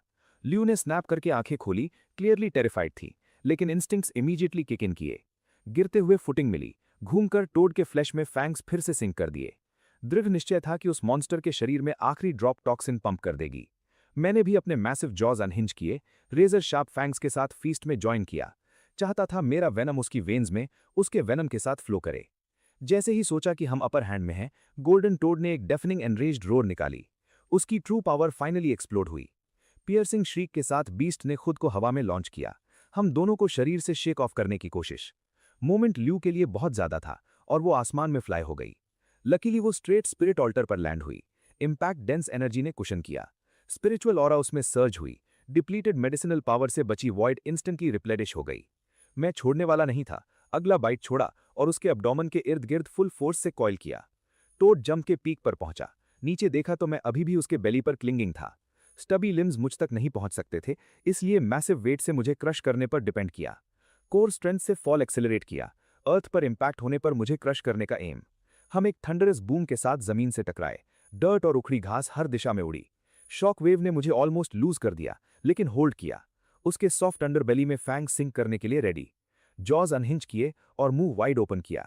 मैंने सोचा, ओपनिंग देने का शुक्रिया। वाटर अवॉइडिंग गोल्डन टोड का नेक देखने के लिए नहीं था, लेकिन उसने फील किया फैंग्स डीप बेली में सिंक हो रहे हैं। अचानक एक चिल पूरे फ्रेम में रेस कर गई। उसके बाद टोटल नमनेस की एक वेव। उसने डेमोनिक पावर मोबिलाइज करने की कोशिश की, लिक्विड रेजिस्ट करने और टॉक्सिन फ्लश करने के लिए। बीस्ट जमीन से टकराने वाला था। फ्रोजन लिम्स इंपैक्ट पर शैटर होने गारंटीड थे, लेकिन अनफॉर्चुनेटली मेरे लिए लैंड करते ही वेनम ने इफेक्ट शिफ्ट किया। टोड फर्मली लैंड किया और ट्रायम्फ में क्रोक किया। सोचा उसकी पावर ने वेनम को न्यूट्रलाइज कर दिया। फिर एक्सप्रेशन फ्रीज किया, जैसे वेन्स में फ्लेम्स सर्च कर रही हैं। 1 मिनट में आइस और फायर दोनों फील किए। पॉन्ड में वापस जंप करने की डेस्परेट कोशिश, लेकिन थॉट्स स्लगिश हो गए, जबकि क्रशिंग एग्जॉशन ब्रेन से लिम्स तक फैली। एगनी का एक स्पाइक उसे जोल्ट करके जगाने से पहले वो डर्ट में हैवी थड के साथ वापस स्लैम हुआ। मैंने खुद से पूछा, क्या मेरा वेनम इतना पोटेंट है? वहीं नहीं रुका। थ्रोट के इर्द गिर्द कॉइल करके उसे खत्म करने लगा, भले ही खुद रनिंग ऑन एम्प्टी था। ल्यू ने शॉक में देखा, वंडर करने लगी कि एक मेयर पाइथन ने इतने लीथल टॉक्सिन्स कैसे डेवलप किए। मेरे पावरफुल पॉइजनस स्मोक के बावजूद वो स्टबर्न स्पिरिट बीस्ट आधे घंटे और स्ट्रगल करता रहा। तब तक नहीं छोड़ा जब तक उसका दिल हमेशा के लिए बीटिंग करना बंद नहीं कर दिया। आखिरकार मरा, और उसकी स्ट्रेंथ रिस्टोर करने के लिए थर्ड ऑर्डर डेमन कोर चाहिए था। कोर थोड़ी देर बाद मिला। ग्रीन स्नेक को बिना हेजिटेट किए डायरेक्टली फ्लिंग कर दिया। ल्यू ने कैच किया और स्टंट खड़ी रही। उसने सोचा, क्या ये सच में मुझे दे रहा है? उसे इतने डेमन कोर्स दे चुका हूं कि अब उसे हैबिट हो गई है, लेकिन मैं अभी भी सोचता रहता हूं, मैं उसके साथ इतना अच्छा क्यों हूं? एक मोमेंट के लिए वो डीपली मूव्ड लगी, फिर भी पूरी तरह इनक्रेड्यूलस। उसका एक्सप्रेशन इमोशंस का एक मेस था, तो मैंने जेस्चर किया कि जल्दी निकल ले, मन बदलने से पहले। उसने सोचा, ये एक ट्रेजर है, क्यों हेजिटेट करूं? इसने इस एम्प्रेस को विलिंगली दिया, इसे अपना अटोनमेंट मान लेती हूं। ल्यू ने मेरी प्रीवियस इंपल्सिव एक्शंस याद की और खुद को यही कन्विंस किया कि ये मेरा माफी मांगने का तरीका है। यही उसने खुद को बताया, लेकिन वो अंदर एक्चुअली क्या फील करती है, ये सिर्फ वो जानती है। डिंग। ल्यू की मेंटल स्टेट में शिफ्ट डिटेक्ट हुई। अफिनिटी 5 पॉइंट्स बढ़ी, टोटल 11 हो गई। मैं शॉक्ड था। क्या इस परवर्टेड स्नेक को आखिरकार कॉन्शियस मिली, या मेरे साइलेंट कॉन्ट्रीब्यूशंस आखिरकार पे ऑफ हुए? थर्ड ऑर्डर डीमन कोर उसके स्टमक में जाते ही डिमोनिक पावर का एक मैसिव सर्ज उठा। उसने इमीडिएटली कल्टीवेशन टेक्निक शुरू की। अंदर की केओटिक एनर्जी रैपिडली रिफाइंड हुई, इम्प्योरिटीज फ्लश हुई, सिर्फ प्योर एलीट पावर बचा। उसकी कल्टीवेशन फर्स्ट ऑर्डर की लेट स्टेज तक क्लाइम की। इंप्रेसिव था, भले ही थर्ड ऑर्डर कोर ने नीडल थोड़ा ही मूव किया। मेरी खुद की फिजिकल स्ट्रेंथ भी क्विकली रिकवर हुई, हालांकि सेकेंड ऑर्डर की लेट स्टेज तक पूरी तरह नहीं पहुंचा। डिंग। सिस्टम डिटेक्ट्स ल्यू रुई एन ने कोर कंज्यूम किया। Reward granted 100x power supernatural ability scale hardening. अगर पानी में ये होता तो वो वाटरवॉल मुझे इतना हेल्पलेसली चेज नहीं कर पाती। ये थोड़ा लेट लग रहा था। जैसे ही हम स्पिरिचुअल पूल में डाइव करने की तैयारी कर रहे थे, डेप्थ से अचानक एक स्ट्रेंज ब्रिलियंट लाइट फ्लैश हुई। डिंग। सिस्टम डिटेक्ट्स स्पिरिचुअल पूल में ड्रैगन फ्रूट में चेंज। ऑब्जेक्टिव फ्रूट रिट्रीव करो। ये fruit demonic blood line vastly improve कर सकता है। सिस्टम ने डिटरमाइन किया कि ल्यू को इसकी जरूरत है, इसलिए मुझे उसके लिए जाकर लाना होगा। मैंने सोचना बंद किया और बिना एक शब्द कहे सीधे स्पिरिचुअल पूल में छलांग लगा दी। लेकिन डुबकी लगाते ही पछतावा हुआ। रोशनी इतनी अंधाधुंध तेज थी कि आंखें खुली नहीं रह पाती थी। इधर लियू किनारे पर खड़ी इस अजीब घटना को सावधानी से देख रही थी, लेकिन अंदर जाने की हिम्मत नहीं जुटा पा रही थी। लेकिन मुझे कूदते देख उसने हिम्मत बटोरी और मेरे पीछे गहरे पूल में उतर गई। पूल कम से कम 100 मीटर गहरा था और जितना नीचे जाओ उतनी ही चुभती हुई ठंड रोकती थी। स्पिरिचुअल ऑरा इतनी घनी थी कि लिक्विड बन चुकी थी। उस चमक के पार तल दिखाई नहीं देता था। अचानक मुझे एक प्रेजेंस का एहसास हुआ, एक फल जो भरपूर वाइटैलिटी से कांप रहा था। उसी ट्रेल पर चलते हुए मैं अंधेरे में टटोलता गया। आखिरकार ड्रैगन ब्लड फ्रूट मेरे हाथ में आया। 30 सेंटीमीटर चौड़ा, बिल्कुल सफेद, एक मिनिएचर ड्रैगन एग जैसा। मैंने धीरे से उसे थामा और ऊपर की तरफ तैरने लगा। लियू उथले पानी में ही रुकी हुई थी। वो सोच रही थी, नीचे बहुत ठंड है, ये एम्प्रेस बर्दाश्त नहीं कर सकती। इस बैम्बू वाइपर की ब्लड लाइन बस बहुत पतली और अशुद्ध है। लियू अपनी ही लीनिएज को मन ही मन कोस रही थी, अपने करंट रूप से पूरी तरह नफरत करते हुए। देखा कि उसे पता नहीं मैंने कौन सा खजाना ढूंढा है, तो मैंने ड्रैगन ब्लड फ्रूट उसकी तरफ उछाला और इशारा किया, जल्दी निकल ला। हम थोड़ा सांस लेने ही वाले थे कि मुझे दूर से एक प्रेजेंस आती महसूस हुई और मेरी सतर्कता फिर जाग उठी। मैंने फ्रूट उसके मुंह में ठोस दिया। मेरी अचानक इस हरकत से चौंककर उसने पूरा निगल लिया। लियू का बॉडी टेम्परेचर तुरंत रॉकेट की तरह बढ़ा। उसका पीठ पागलों की तरह फ्रूट का सार अब्सॉर्ब करने लगा। कुछ ही सेकंड्स में फ्रूट पूरी तरह डाइजेस्ट हो गया और रॉ एनर्जी सीधे उसकी ब्लड लाइन में बह निकली। वो दर्द से करहा उठी। ब्लड लाइन इवॉल्व हो रही थी। ये प्रक्रिया जीते जी खाल उधेड़ने जैसी तकलीफ दी थी। उसकी कोमल त्वचा सख्त होकर हरे आर्मर में बदल गई। सिर पर फ्लैश बड्स उगाए और नाक के पास 2 छोटी मूंछें निकल आईं। फिर उसका शरीर कई गुना फैल गया, लगभग मेरे बराबर। लियू का एवोल्यूशन जल्दी पूरा हो गया। उसकी आंखें चौड़ी थीं, अपनी नसों में बदलती ताकत को फील करते हुए। डिंग। सिस्टम ने डिटेक्ट किया कि लियू ने ब्लड लाइन एवोल्यूशन पूरी कर ली है। 100x रिवॉर्ड तुरंत ग्रांटेड। एक पल में मेरा सिल्वर वाइट जायंट पाइथन रूप और भी बड़ा हो गया। स्केल्स नई ताकत से चमकने लगे। माथे के सींग फिर बदले, तेज होकर एक यूनिकॉर्न हॉर्न की शानदार नोक में तब्दील हो गए। मैंने वो सिल्वर वाइट स्नेक स्किन उतार दी और उसकी जगह एक सख्त चमकदार स्पिरिचुअल आर्मर उगाया। ड्रैगन में मेरा रूपांतरण ऑफिशियली शुरू हो गया था। हर सांस के साथ सफेद धुंध उठ रही थी। डिंग, बधाई हो योंगी एंजियो बनने पर, एक टॉप टियर स्पिरिचुअल स्पीशीज। अब मैं सिर्फ एक व्हाइट स्नेक नहीं था। लियू मुझे घूरते हुए सोच रही थी, ये इवॉल्व कैसे हो गया? ड्रैगन ब्लड फ्रूट तो मैंने खाया था। क्या ये गंदा लोज भी कोई रीइंकार्नेटेड एक्सपर्ट है जो secret blood line evolution method use कर रहा है? वो इसे समझने की कोशिश में उलझी थी, जबकि मैं अपनी रीढ़ में दौड़ रही रॉ पावर पर फोकस किए हुए था। समझ गई, मैंने इसे अंडर एस्टिमेट किया था। अब ये एक्चुअली मेरा पर्सनल गार्ड बनने के काबिल है। उसका ये इनर मोनोलॉग सुनकर मैं मुस्कुराया। मेरे ग्रोथ के लिए उसने जो बहाने सोचे वो काफी कन्वीनियंट थे। लेकिन हमारे इस रिफ्लेक्शन का वक्त जल्द खत्म हुआ जब दूर से अनगिनत फिगर्स हमारी तरफ दौड़ते आए। झुंड विशाल था। दूसरे और तीसरे ऑर्डर के 20 सागे थे और उनके पीछे लोअर लेवल मॉन्स्टर्स की अंतहीन लहर। टाइगर्स, बियर्स और बोर्स आगे और उनके पीछे वुल्व्स, एप्स और भेड़ियों का सैलाब। जैसे ही वो पास आए ना तो ल्यूरियन को डर लगा और ना ही मुझे, बल्कि एक शिकारी उत्साह उमड़ा। जैसे ही टकराव हुआ, हम दोनों ने मुंह खोला और लीथल वेनम का एक बड़ा बादल उड़ा दिया। कई सेकंड ऑर्डर के डेमोनिक बीस्ट तुरंत गिर पड़े। टॉक्सिक मिस्ट बर्दाश्त नहीं हुई। वेनम उनकी आंखों पर गिरते ही सीधे सफेद धुएं में जलने लगा। बीस्ट एक के बाद एक जमीन पर तड़पते हुए गिरे। ये अजीब था कि इतनी अलग अलग स्पीशीज इतने परफेक्ट कोऑर्डिनेशन के साथ बस हमें खत्म करने आई थीं। मैंने एक शब्द बर्बाद नहीं किया, सीधे बैटलफील्ड पर अपना किंग्स प्रेशर डोमेन अनलीश कर दिया। एक पल में कम से कम 100 फर्स्ट लेवल बीस्ट धूल में दब गए। खड़े होने की ताकत नहीं बची। मेरे किंग्स ऑरा और सुपीरियर ड्रैगन ब्लडलाइन के सामने यह कोई मेरी एब्सोल्यूट अथॉरिटी का विरोध नहीं कर सकता था। जा, हिम्मत है तो मेरे थ्रोन को ललचाते रहे, ल्यूरियन सोच रही थी, और मेरी सुप्रीमेसी की राह का ईंधन बन। वो बेहद तेज थी। एक टेल स्वीप में कई फर्स्ट लेवल डिमोनिक बीस्ट्स का काम तमाम। मुझे नहीं पता क्यों, लेकिन हम एक परफेक्ट पेयर लग रहे थे। हमारी मूवमेंट्स पूरी तरह सिंक्रोनाइज्ड। लेकिन मेरी सेरेस्टियल वॉल्ट ड्रैगन टेल असली फर्क मेकर थी। टाइगर्स, बियर्स और बोर्स एक झटके में कुचल दिए। तभी दूर से जायंट बर्ड्स का एक झुंड आता दिखा। ईगल्स हमारी तरफ उड़ते आए। मेरी आंखों में शिकारी भूख जल उठी और मैं सीधे हवा में कूद पड़ा उन ईगल्स की तरफ। ये मिड एयर लीप मेरे एवोल्यूशन का नया तोहफा था। अब मैं शॉर्ट फ्लाइट्स और हवर में बस में था। मरो, मैंने सोचा, अगर आसमान में नहीं छुपते तो जमीन पर मेरे सामने टिक भी नहीं पाते। ईगल्स पंख फड़फड़ाकर बचने की कोशिश कर रहे थे, लेकिन व्हाइट ड्रैगन स्नेक की तेजी के सामने कहीं नहीं थे। एक छलांग में सेकंड और थर्ड ऑर्डर के बीस बेहद आसानी से चीथड़े हो गए। यही है ड्रैगन स्नेक ब्लड लाइन की ताकत। पल भर में एक दर्जन से ज्यादा जमीन पर आ गिरे। नीचे ल्यू डटी हुई थी। हालांकि बीस्ट्स की संख्या थकावन थी, उसके सख्त स्केल्स उसे सुरक्षित रखे हुए थे, जबकि वो अपनी एक्सप्लोसिव रॉ पावर अनलीश कर रही थी। एक साथ कई बीस्ट्स पर कॉइल करके उन्हें तब तक दबाती रही जब तक हवा में खून की गंध न बढ़ गई। जैसे ही वो अकेले टाइट पलटने लगी, मैं जमीन पर वापस उतरा। मैंने सोचा, क्या इस पर्वट को इसकी लिमिट्स तक पुश करूं, लेकिन तुरंत ये ख्याल झटक दिया। मेरे सिस्टम के साथ अपनी फ्यूचर कंसॉर्ट को रिस्क क्यों करूं। मैं फिर कूद पड़ा और नरसंहार लगभग बहुत आसान था। आधे घंटे से थोड़े ही ज्यादा वक्त में हम पर हमला करने वाला हर एक बीस्ट मर चुका था। ल्यू हाफ रही थी। अभी कॉप्सिस खाने की ताकत नहीं थी, इसलिए बस उनके कोर्स इकट्ठे किए बात के लिए। लेकिन जैसे ही लगा सब खत्म हुआ, एक असाधारण रूप से पावरफुल ऑरा अचानक पास से उठी। एक पिच ब्लैक टर्टल हमारे सामने प्रकट हुआ। उसके शेल पर टैटूज उकेरी हुई थीं, जिनसे प्योर डिस्ट्रक्शन का रेडिएशन निकल रहा था।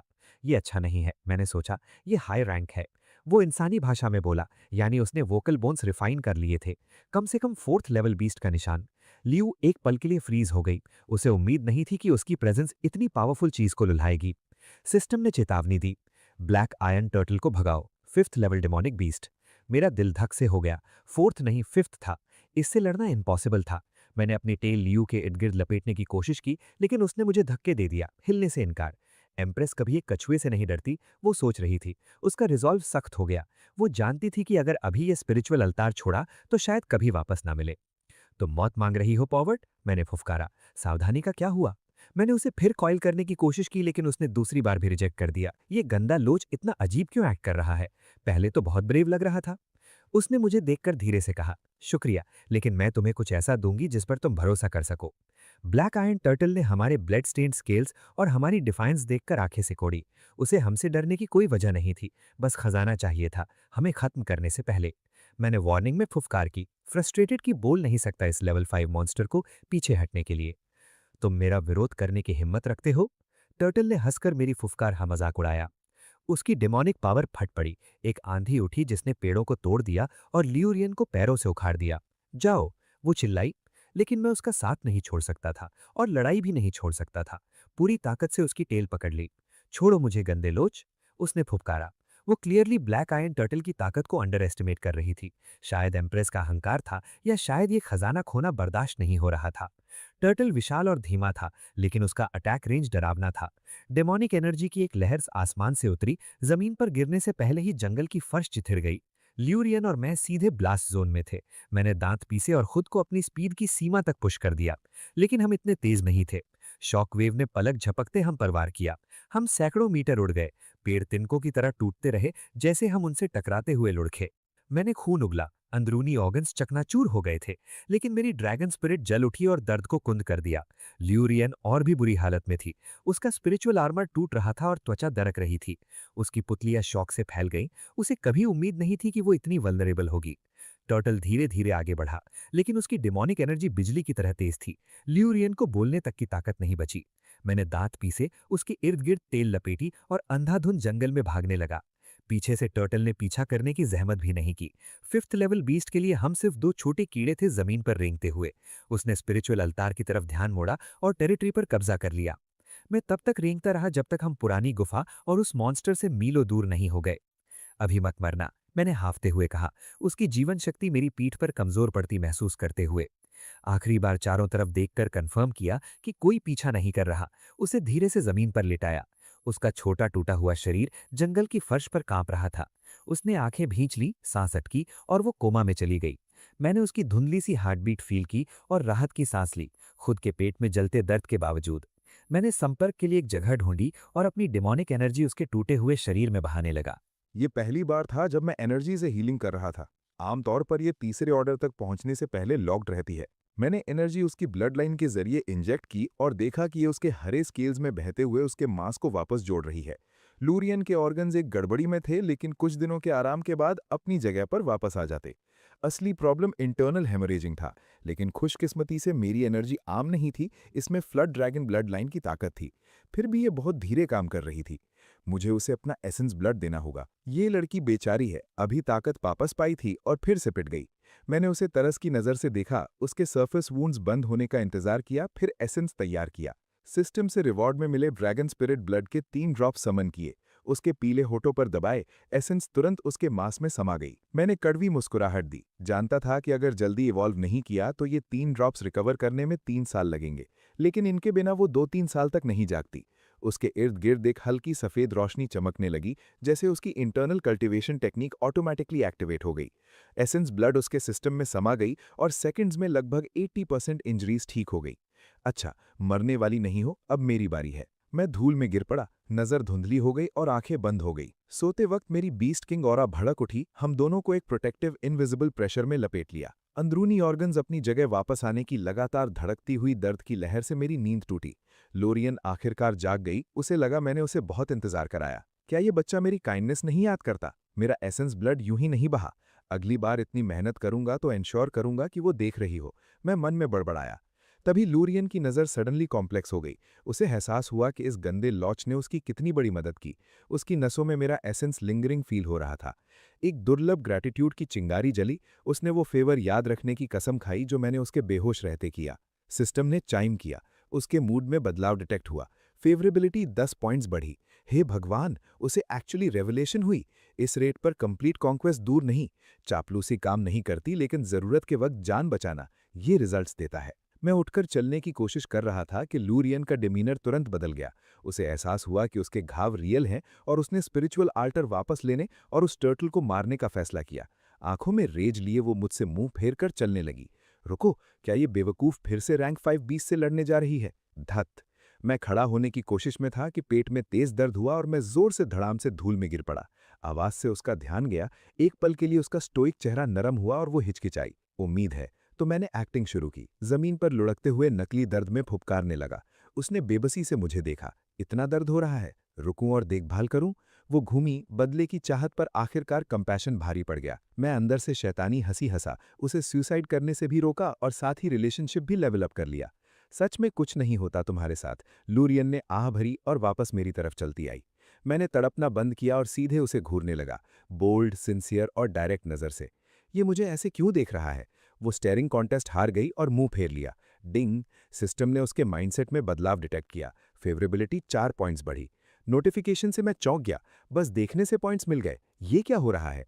मुझे समझ आया, जब एक छोटी सी चिंगारी जल जाए तो उसे भड़कती आग में बदलना आसान है। ये गंदा लैंप्रे मुझे ऐसे क्यों देख रहा है? जल्द ही इसकी आंखें उखाड़ लूंगी, वो मन में कुनकुनाई। सिस्टम की लुभावनी आवाज़ सुनकर मैंने और पॉइंट्स फार्म करने के लिए आंखें और चौड़ी करने की कोशिश की, लेकिन उसने बस घूर दिया। आंखें उखाड़ोगी, हाथ नहीं लगेंगे। मैंने नाक से सांस ली और हील होने के लिए जमीन पर पड़ गया। शायद उसके लिए कुछ शिकार करूं, किडनी लाऊं, घावों से रिकवर करने में मदद होगी। बस अपनी रिकवरी पर फोकस कर रहा था कि लूरियन की हिचकिचाती आवाज़ बगल से आई। जा, जल्दी जा, अपने लिए शिकार कर और किडनी मेरे लिए भी ले आ। कसम से, ये तो अब ऑटो पायलट पर चल रही है, खुद की ही देखभाल कर रही है। नहीं जाऊंगा, यहीं रहूंगा, एंश्योर करूंगा कि इस गंदे लैंप्रे को कुछ ना हो। उसने मेरे घाव चेक किए और समझा कि फेटल नहीं है, 2 दिन में ठीक हो जाऊंगा। लेकिन किसी वजह से मुझे दर्द में देखकर उसे तरस आया और वो मेरे पास रुकने पर मजबूर हो गई। बदले की चाहत छोड़कर बस मेरी रखवाली करने के लिए रुकी। ये सुनकर मैं स्पीचलेस रह गया। मैंने मन में ठंडी फुफकार दी और कुछ नहीं बोला, पूरा ध्यान शरीर ठीक करने में लगाया। 2 दिन गुजरे और घाव आखिरकार बंद हो गए। अब वो स्पिरिचुअल आल्टर वापस चाहिए, लेकिन अभी नहीं। पूरी तरह ठीक होते ही मैं एक कसाई की तरह घने जंगल में नरसंहार में उतर गया। लूरियन का realm second order demonic beast के मिडिल स्टेज तक पहुंचा और 100 टाइम्स फीडबैक एक्टिवेट हुआ। होस्ट को बधाई, middle stage third order demonic beast बनने पर। दिनों की नॉन स्टॉप स्लॉटर ने मुझे बमुश्किल तीसरे ऑर्डर के मिडिल तक पहुंचाया, लेकिन मेरी पावर अब चार्ट से बाहर है। आसानी से अपने वेट क्लास से ऊपर लड़ सकता हूं। फिफ्थ ऑर्डर बीस्ट को भी हराना इम्पॉसिबल नहीं। लेकिन मैं बेवकूफ़ नहीं हूं, बढ़ने का वक्त है। डेथ मैच में क्यों भागूं? प्लान है कि फोर्थ ऑर्डर तक पहुंचूं, उससे पहले कोई रियल फाइट नहीं। ल्यूरियल का बिल्कुल उल्टा आइडिया है। जैसे ही थर्ड ऑर्डर पहुंचूंगी, उस गंदे टर्टल की खाल उधेड़ दूंगी। वो उस आल्टर के बारे में ऑब्सेस थी। वो हर वक्त बाहरी दुश्मनों से पैरानॉइड है, जल्द से जल्द टॉप पर पहुंचना चाहती है बदले के लिए। ये औरत सांप से ज्यादा टाइग्रेस है। मेरे रहते इतनी चिंता क्यों? मैं उसे घने जंगल से गुजारता गया, बस टाइम पास के लिए डेमोनिक बीस्ट का शिकार करते हुए। तभी ख्याल आया, मैंने अभी तक कोई नई सुपरनैचुरल पावर सिंथेसाइज नहीं की। दर्जनों पावर्स हैं, लेकिन कोई वो वाली नहीं। सिस्टम, पावर्स फ्यूज करो। डिंग, बधाई हो, एंशिएंट डेथ अरे प्राप्त हुआ। Specifically single use 9 underworlds soul devouring annihilation array. अपनी पीक फॉर्म में ये एंशिएंट अरे एक ग्रेट एम्परर को मार सकता है। इस लोअर लेवल वर्जन से भी फिफ्थ ऑर्डर तक के हर डिमोनिक बीस्ट को एक ही बार में खत्म किया जा सकता है। टाइमिंग एकदम परफेक्ट। वो बूढ़ा टर्टल गया समझो, वो आल्टर मेरा है। मैं इतना एक्साइटेड हुआ कि चिल्लाए बिना नहीं रह पाया। बदले का वक्त आ गया। ये बच्चा इतना खुश क्यों है? क्या सच में थर्ड ऑर्डर पर इतनी खुशी हो रही है? लूरियन ने झुंझलाते हुए सोचा। ब्लैक आयरन टर्टल ने हमें देखा, कंफ्यूज्ड और तुरंत अटैक नहीं किया। ये दोनों सांप ताकतवर हुए हैं, लेकिन थर्ड और second order fifth order beast जैसे मुझे क्या नुकसान पहुंचाएंगे? उसने सोचा। लूरियन ने घूमकर मुझे देखा, आंखें रेत से जल रही थी जैसे थप्पड़ मारने वाली हो। हा, 2 आंटियां, सोचते हो मेरा सामना कर सकते हो? पूरे ताकत भी नहीं लगानी पड़ेगी तुम्हें कुचलने में। टर्टल ने मजाक उड़ाया। मुझे कभी डर नहीं लगा, बस बिना खरोच के निकलना था, इसलिए मैंने डिस्डेन से मुस्कुराया। लूरियन को समझ नहीं आया कि अगर मैं अटैक नहीं करूंगा तो वो खुद उस गंदे टर्टल से स्पिरिचुअल आल्टर छीन लेगी। जैसे ही उसने मेरी पकड़ से निकलने की कोशिश की, आसमान में एक रोशनी चमकी और मेरे सामने एक अरे डिस्क प्रकट हुई। मैंने अपनी पूरी ताकत उसमें झोंक दी। डिस्क एक फिश टैंक के साइज तक फैल गई, मिस्टीरियस ग्लोइंग सिंबल से ढकी हुई। एक तेज क्रैकिंग साउंड गूंजी जैसे डिस्क टूट रही है। अनगिनत फ्रैगमेंट्स दूर दूर तक बिखर गए। लूरियन फ्रीज हो गई। अरे डिस्क के अजीब फिनोमिनन से उसकी मूवमेंट रुक गई। यहाँ अरे डिस्क देखने की उम्मीद नहीं थी। फर्स्ट स्टेज फॉर्मेशन इसे प्रोड्यूस नहीं कर सकता, वो सोच रही थी। ये क्या है? फैंसी दिखता है, लेकिन शायद डिस्ट्रक्टिव पावर 0 है। टर्टल ने ऐसा आर्टिफैक्ट पहले कभी न देखा था। बेशर्म अहंकार। मैंने बकबक इग्नोर की, हैरान था कि ओपोनेंट इतनी केयरलेसली दिखा रहा है। डिस्क टूटे सिर्फ सेकंड्स हुए थे, लेकिन साफ आसमान डार्क क्लाउड्स और बिजली में डूब गया। अनगिनत पेल ब्लू ग्लोज और इंस्क्रिप्शंस ने आसमान और जमीन को जोड़ा, मीलों तक प्योर एक्सटिंक्शन का माहौल। मैंने आंखें खुली रखीं, इस लेजेंडरी फॉर्मेशन का हर डिटेल याद करना चाहता था। एक एंशिएंट किलिंग अरे। ल्यू के मन में ये बात उठी और वो रील हो गई। यहाँ ये क्या हो रहा है? ब्लैक आयरन टर्टल आखिरकार घबरा गया, जैसे एक टेरिफाइंग ऑरा ने उसकी सोल को लॉक कर लिया हो। ये कौन कर रहा है? टर्टल चिल्लाया, अपने मैसिव शरीर को गोल गोल घुमाते हुए, एक ऐसे दुश्मन को ढूंढते हुए जो दिखाई ही नहीं दे रहा था। हवा में ओवरलैपिंग ब्लैक हैलोज दोबारा प्रकट हुए, अंदर डार्क शैडोज हिल रहे थे, डिस्ट्रक्शन की सांस बाहर आ रही थी। क्षितिज पर अनगिनत घोंसली सिलुएट्स उभरे, एक टेरिफाइंग प्रेशर लाते हुए जो आसमान और जमीन को कुचल सकते थे। ब्लैक आयरन टर्टल उस वेट से दब गया, सांस नहीं ले पा रहा था, जैसे मैसिव फोर्स ने उसे धूल में ठोक दिया। उसी पल दुनिया फिर बदली। Unlimited mistake black iron chain से भर गईं, जो डार्क एनर्जी से धड़क रही थीं। इस सैंडस्टॉर्म में हर जीव जमीन पर झुक गया, सर उठाने की भी हिम्मत नहीं। एक डिवाइन जेट जैसी आवाज गूंजी और एक इल्यूजरी शैडो आसमान और जमीन के बीच तैरी, लाइफ और डेथ की किताब थामे। शैडो की कलम से काली धारियां निकली और टर्टल पर जा गिरीं, उसके मांस में गहरे धंसती हुई। ब्लैक आयरन टर्टल ने एक साउंडलेस चीख निकाली, जैसे उसकी सोल अंदर से टुकड़ों में बिखर रही हो। सेकंड्स में उसकी आंखें बुझ गईं, वो गिर पड़ा और ब्लैक एनर्जी हवा में ऐसे घुल गई जैसे कभी था ही नहीं। अगर वो मैसिव कॉप्स सामने ना होता तो मुझे यकीन नहीं होता कि ऐसा किलिंग अरे एग्जिस्ट कर सकता है। इस एंशिएंट अरे की ताकत दहला देने वाली थी। मैंने जोर से सांस ली और मजबूत होने की भूख पहले से ज्यादा जल उठी। ये कौन है और इसके पास एंशिएंट किलिंग अरे कैसे है? ल्यू मेरी डायरेक्ट नज़र से पूरी तरह शॉक थी। इसके साथ अच्छे से रहना होगा। जब मैं 33 हेवेंस जीतने के लिए वापस जाऊंगी, ये परफेक्ट एलाय होगा, उसे एहसास होगा। ल्यू का दिमाग पागलों की तरह कैलकुलेशंस में उलझा था, एक ड्रैगन एम्प्रेस का टिपिकल कैलकुलेटिंग ब्रेन। मानना पड़ेगा, वो तेज सोचती है, अपने मन में पूरा इंटरनल ब्रेनस्टॉर्म कर रही है। बिल्कुल अनजान के मैंने उसके हर एक ख्याल पहले ही रेड लिए हैं। तो अब नाइस प्ले करना चाहती है, परफेक्ट। मुझे एक उंगली भी नहीं उठानी उसे बिहेव कराने के लिए। मैं कभी एक प्योर और नोबल जेंटलमैन था, लेकिन लगता है इस बॉडी की इंस्टिंक्ट्स मुझे करप्ट कर रही हैं। लेकिन हर किसी को कोई ना कोई हॉबी चाहिए ना। मैं ना स्मोक करता हूँ ना पीता हूँ, तो थोड़ी ब्यूटी में इंटरेस्ट रखने में क्या बुराई है? ल्यू रियन को नहीं पता मैं क्या सोच रहा हूँ, लेकिन उसका एटीट्यूड इंप्रूव हो रहा है। तो मैं उस मरे हुए टर्टल की लूट चेक करने जाऊंगा, चाहे उसे पसंद हो या नहीं। इस एम्प्रेस को पहले अपना हिस्सा लेना है। डीमन कोर और इस बीस्ट का शरीर दोनों यहीं पड़े हैं। इस मैसिव ब्लड एनर्जी की वजह से टर्टल एक टॉप गियर टॉनिक है, खासकर 5th ऑर्डर बीस्ट के लिए। ब्लैक आयरन टर्टल के पास जाते हुए मैं अपनी भूख नहीं छुपा पाया, पूरा निगलना चाहता था। बस प्रॉब्लम इसका साइज था। जबरदस्ती निगलता तो पेट फट जाता। मैंने उसे डीमन कोर देने का फैसला किया ताकि वो जीती रहे। उसने मेरी इंटेंस नज़र नोटिस की और पीछे हट गई, जैसे ही लूरियन आंखें बंद करके अपनी फेट एक्सेप्ट करने वाली थी। शुक्रिया, मैंने कहा, पुरस्कार उसकी तरफ बढ़ाया। वो स्टन रह गई। इसे देखकर लार टपका रहा था, अब मुझे खिला रहा है। मुझे एक बाइट की भी जरूरत नहीं थी, उसने सोचा। और जब कॉप्स की तरफ देखा, उसका जबड़ा गिर गया। विशाल टर्टल पहले ही काट दिया गया था, मांस हड्डी से अलग, खोल एक तरफ फेंका हुआ। इस व्हाइट स्नेक ने एक्चुअली मेरे लिए काट दिया। ये मेरे साथ इतना अच्छा क्यों है, उसने सोचा। आंखें इमोशन से भर गईं, और पहली बार वो पूरी तरह स्पीचलेस थी। सिस्टम, लियू के माइंडसेट में बदलाव डिटेक्ट हुआ। Affinity +15, total affinity 35। 15 पॉइंट्स की एक छलांग। मैं भी चौंक गया कि एक छोटे से जेस्चर ने उसे इतना हिला दिया। शायद वो चाहता है मैं उसके साथ खाऊं। नहीं, मुझे जरूरत नहीं, उसे खाना चाहिए, उसने खुद से कहा। उसने मुंह फेर लिया, उस डिलिशियस हाई एनर्जी मीट की साइट इग्नोर करने की कोशिश करते हुए। क्या उसे सच में लगा मैं उसके पेट की गुड़गुड़ाहट नहीं सुन सकता? उसे जोर से निगलते सुना। चूंकि वो लार टपका रही थी लेकिन हिल नहीं रही थी, मैंने एक अच्छा सा टुकड़ा उठाया और सीधे उसके सामने रख दिया। चलो छोटी एम्प्रेस, नाटक बंद करो। मेरा मजा अभी खत्म नहीं हुआ। मेरा मूड एक्चुअली काफी अच्छा है। लगता है इस परवर्टेड स्नेक को आखिरकार अपना कॉन्शियंस मिल गया। उसकी मैजेस्टी के लिए क्या डिलेमा है। साफ चाहती थी कि वो पहले खाए। लियू की आवाज लड़खड़ाई। उसने सिर उठाया, मेरी ब्राइट सिंसियर नजर से मिलाई और आखिरकार अपनी एपेटाइट दबाना बंद कर दिया। उसने मांस का टुकड़ा लिया, मुंह खोला और पूरा निगल लिया। क्या ये ठीक है? थोड़ा ऑकवर्ड नहीं लगता? एक एम्प्रेस को अपनी इमेज मेंटेन करनी होती है। लियू एक्चुअली मेरे सामने अपनी इमेज की चिंता करने लगी थी, लेकिन मैंने नोटिस न करने का नाटक किया। मैंने अपनी टेल उसके इर्द गिर्द लपेटी और उसे ब्लैक आयरन टर्टल की लाश के पास ले गया ताकि वो खा सके। हम मैजेस्टी ने मना किया था, लेकिन उसने जिद की कि मैं खाऊं। उसने मुंह में गीला सा स्वर लाते हुए कहा, ठीक है, चूंकि उसने खाने को कहा है, इस रॉ फूड को रिलक्टेंटली कंज्यूम करने के अलावा कोई चारा नहीं। लियू रुई एन ने जोर से निगला। सिर अभी भी ऊंचा था, लेकिन लहजे में अविश्वसनीय रूप से स्मगनेस थी। उसने जो कुछ मैंने उसके लिए किया सब देखा और दिल की गहराई में समेट लिया। मैंने भी फाइनली खाना शुरू किया। इतना न्यूट्रिशियस, एक राहत की लहर आई। इस टर्टल को डिवावर करने के बाद मेरा फिजिकल बॉडी और भी मजबूत होगा। और उस 5th ऑर्डर डीमन कोर के बारे में, उसे निगलने के बाद डेफिनेटली लेवल 4 पर पहुंच जाऊंगा। तभी आसपास की शैडोज से सैकड़ों डीमन बीस्ट्स निकले। 80 से ज्यादा 1st order beasts, 10 2nd order beasts और कुछ 3rd ऑर्डर वाले प्रकट हुए। जाहिर था ये टर्टल के पूर्व सबॉर्डिनेट्स थे, लेकिन अभी तक उनका इंटेंशन क्लियर नहीं था। हम दोनों ने बैटल के लिए ब्रेस किया, लेकिन इन 100 बीस्ट्स को मैंने सीरियसली नहीं लिया। मैं अब 3rd ऑर्डर बीस्ट हूं। अगर खुद को पुश करूं, प्रैक्टिकली 4th ऑर्डर हूं। अचानक हर एक बीस्ट जमीन पर गिर पड़ा और एक लो रिदमिक आवाज यूनिजन में निकाली। ये बीस्ट्स इसलिए सेलिब्रेट कर रहे हैं क्योंकि अब उन्हें मुझसे भागना नहीं पड़ेगा।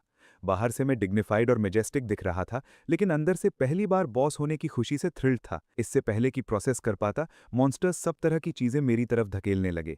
सेंचुरी ओल्ड हर्ब्स के ढेर लाए, गोल्ड ज्वेलरी और हर रंग के ग्लोइंग जेमस्टोन्स। ट्रिब्यूट मेरे लिए? मैंने सेटिस्फैक्शन से सिर हिलाया। इन लोगों में कुछ कॉमन सेंस है। सब नहीं लिया, कुछ मेडिसिनल हर्ब्स चुने और बाकी उनकी लॉयल्टी जीतने के लिए ब्राइब के रूप में छोड़ दिया।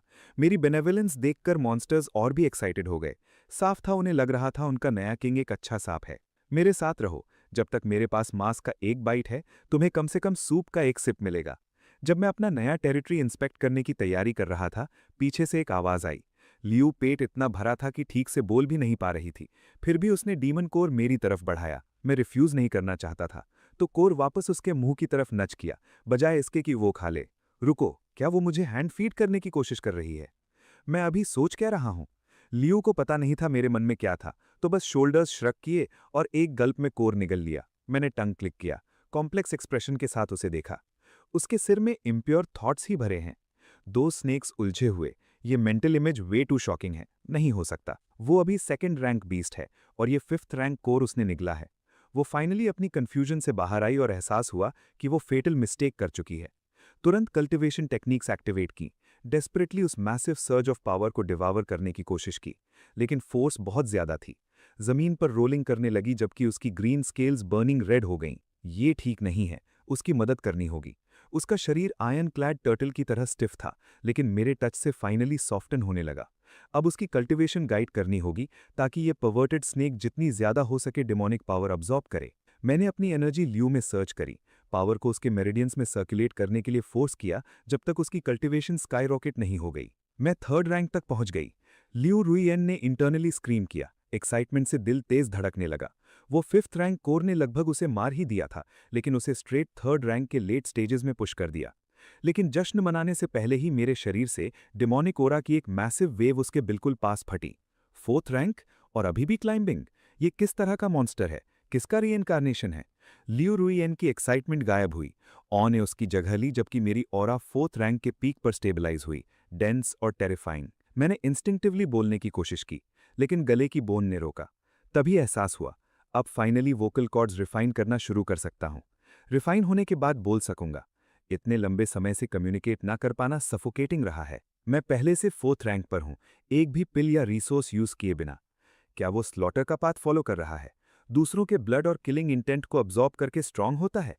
लू रुइयन अपनी फैंटेसीज में खोई थी, कन्विंस्ड हो गई थी कि मैं कोई एंशिएंट ओवरलॉर्ड ऑफ डेथ हूं जो बस एग्जिस्ट करके एडवांस करता है। रुको, हल्का फील हो रहा है। शरीर वेटलेस है, पहले से कहीं ज्यादा हल्का। मैंने डिमोनिक पावर एक्टिवेट की। अगले सेकंड में मेरा मैसिव पाइथन बॉडी एक्चुअली जमीन से लिफ्ट होकर स्काई में सोर कर गया।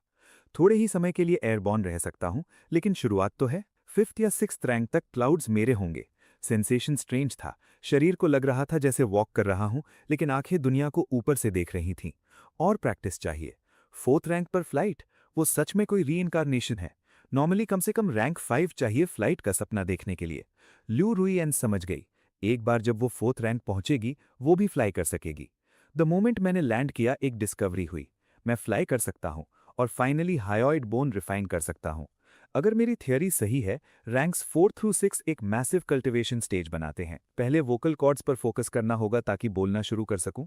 स्पिरिचुअल एनर्जी को इग्नोर किया और पूरी तरह थ्रोट की मसल्स पर फोकस किया। लू रुइयन ने मुझे स्पिरिचुअल ऑल्टर की तरफ बिना एक पल पीछे देखे जाते देखा। ड्रैगन क्लैन की मेंबर होने के नाते वर्म की तरह जमीन पर रेंगने का ख्याल उसे घृणा दिलाता था। उसने खुद से विस्पर किया, कोई बात नहीं, बस और मेहनत करनी होगी। वो फोर्थ रैंक से ज्यादा दूर नहीं और उस तक जल्द से जल्द पहुंचने की डेस्परेट जरूरत थी। लू रुइयन ने दांत पीसे, आंखों में आग भरी हुई थी जबकि वो फ्रैंटिकली एनर्जी अब्जॉर्ब करने लगी। मैंने उसे देखा और सेटिस्फैक्शन की एक सर्च फील की। वो परफेक्ट लिटिल वर्क भी है। मैंने अभी तक एक ऑर्डर भी नहीं दिया और वो पहले से खुद को लिमिट तक पुश कर रही है। दिन गुजरते गए। आखिरकार मैंने अपने रफ थ्रोट से एक साउंड फोर्स करके निकाली।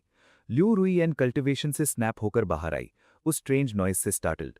मैंने उसकी तरफ हेड घुमाया और वो ग्रीटिंग दी जिसकी इतने समय से प्रैक्टिस कर रहा था। क्या ये छोटा ब्रैट एक्चुअली मुझे ग्रीट कर रहा है? उसने वंडर किया, मेरी स्पिरिट से इम्प्रेस्ड हुई। मन में खुद से हम करते हुए सोचा, अच्छा, सर्वेंट को हमेशा पहले बोलना चाहिए। उसने चेहरा कोल्ड और डिस्टेंट रखा, लेकिन अंदर से इनक्रेडिबली स्मग फील कर रही थी। मैंने उसके एरोगेंट थॉट्स इग्नोर किए और बोला, नमस्कार, मेरा नाम सू जिन लॉन्ग है। सू जिन लॉन्ग, ये याद रखूंगी, उसने सोचा, लेकिन मेरे लिए तुम अभी भी बस एक ब्रैट हो। लू रुइयन ने कोल्डली हेड नॉड किया, सिग्नल दिया कि समझ गई, हालांकि इनर वॉइस पहले जितनी ही एरोगेंट थी। मैंने रिस्पेक्टफुल डिस्टेंस रखते हुए कहा, आशा है आगे हम साथ मिलकर महान दाव तक पहुंचने में एक दूसरे की मदद करेंगे। चूंकि तुमने प्रपोज किया, मेरे पास एक्सेप्ट करने के अलावा कोई चॉइस नहीं है। उसने सोचा, जैसे वो मुझ पर एहसान कर रही हो। हालांकि जानती थी मैं उसके थॉट्स नहीं सुन सकता, फिर भी मन में जवाब दिया और एक स्टिफ नॉड दिया। मैंने सोचा, यार ये कितनी कोल्ड है। लेकिन ठीक उसी मोमेंट कई पावरफुल ऑराज दूर से तेजी से अप्रोचिंग फील हुई। सीनियर ब्रदर, यही स्पिरिट सीक्रेट रीजन होगा ना? वो ट्रेजर किसी भी दिन हैच होने वाला है। आसमान में कई डाओइस्ट रोब्स पहने फिगर्स कन्वर्ज होकर साथ फ्लाई करने लगे। हाँ, मेरे अंकल ने इस ब्लेसेड लैंड को एक सदी पहले डिस्कवर किया था, लेकिन ट्रेजर अभी राइप नहीं था, इसलिए छोड़ दिया। उन्हें लीड करने वाले मिडिल एज्ड मैन ने एक सुपीरियर स्मर्क लिया, रीजन से लीक होती मैसिव स्पिरिचुअल एनर्जी सेंस करते हुए। मास्टर सही कह रहे हैं, ग्रैंड मास्टर का गुजर जाना अनफॉर्चुनेट है, बस कुछ साल और होते तो ये देख लेते। लीडर क्लियरली सबसे स्ट्रांग था, एक ही फ्लाइंग स्वॉर्ड पर 3 और लोगों को कैरी कर रहा था। लीडर की आंखों में एक प्लेफुल ग्लिंट चमका, ग्रुप को ट्रेजर की लोकेशन की तरफ फास्टर मूव करने के लिए अर्ज किया। ग्रुप में लीडर था, एक आउटर कोर्ट एल्डर और ट्रेनिंग के लिए साथ लाए गए 2 इनर कोर्ट डिसाइपल्स। लीडर को पास में एक 5th रैंक डिमोनिक बीस्ट याद था, लेकिन कॉन्फिडेंट था कि वो चारों उसे हैंडल कर सकते हैं।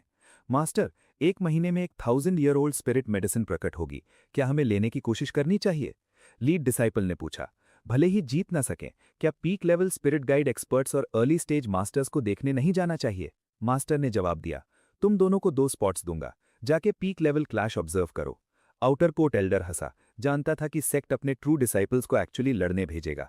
निराश मत होना, तुम टॉप टियर जीनियसेस नहीं हो, लेकिन हमारे सेक्ट का कोर टैलेंट जरूर हो।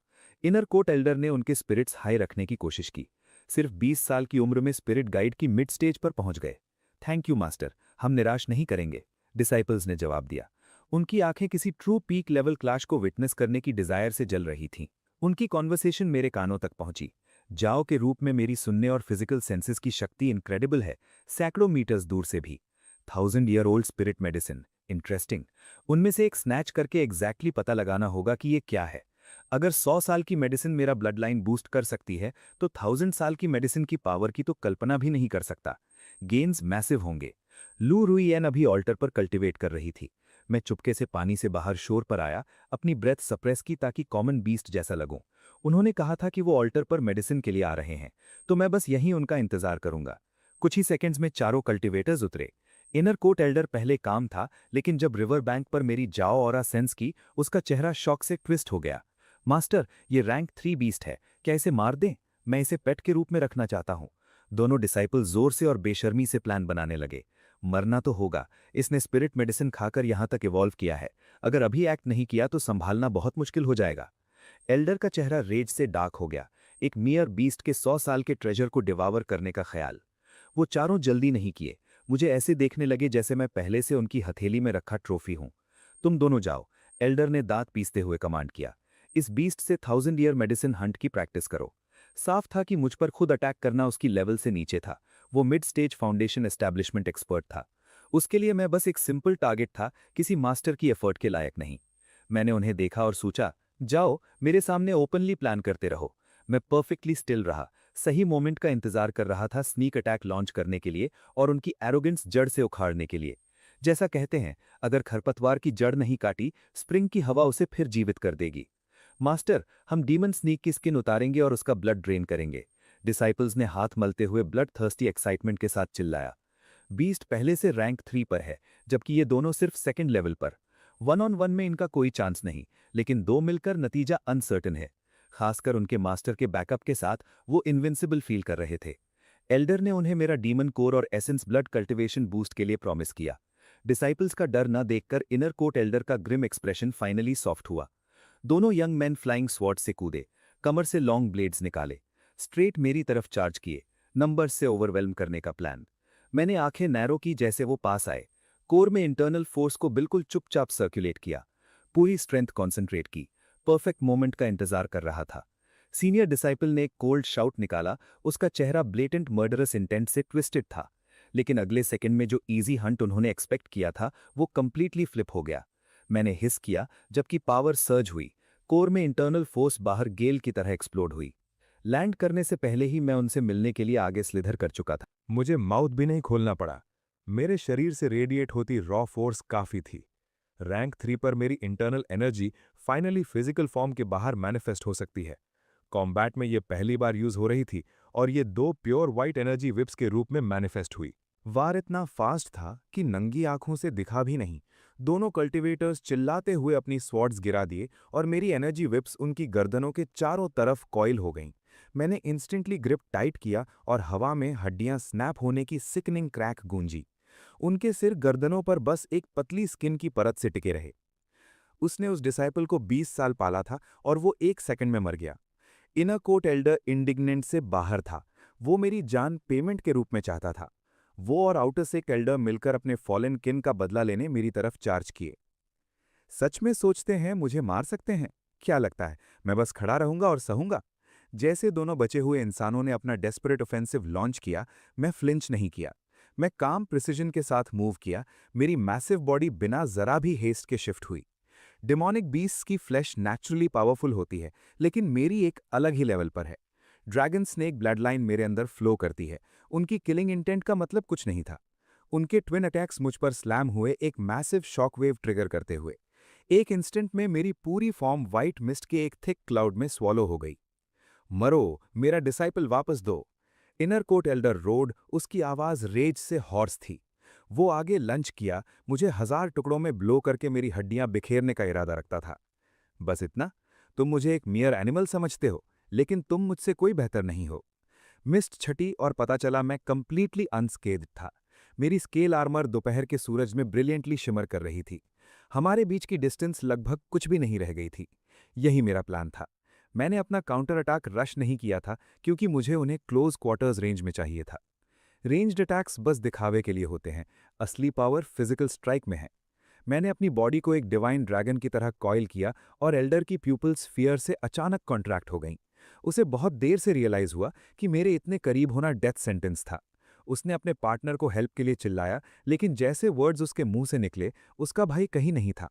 उसके पीछे का जूनियर पहले ही भाग चुका था, आसमान में लाइट की एक स्ट्रीक की तरह हड़बड़ी में। मैंने सोचा, ओपनिंग के लिए शुक्रिया। डिस्टेंस वैनिश हुई और एल्डर का रिट्रीट मेरी ड्रैगन टंग से कहीं ज्यादा स्लो था। जिस मोमेंट मैंने कंस्ट्रिक्ट करना शुरू किया, एल्डर की पावर एक डेस्परेट फाइनल बर्स्ट में इरप्ट हुई। कंट्रोल खोते हुए उसका चेहरा डीप क्रिम्सन हो गया। पीछे गिरता हुआ वो टंग को अपने से हटाने की कोशिश कर रहा था, जो उसके चारों तरफ रैप्ड थी।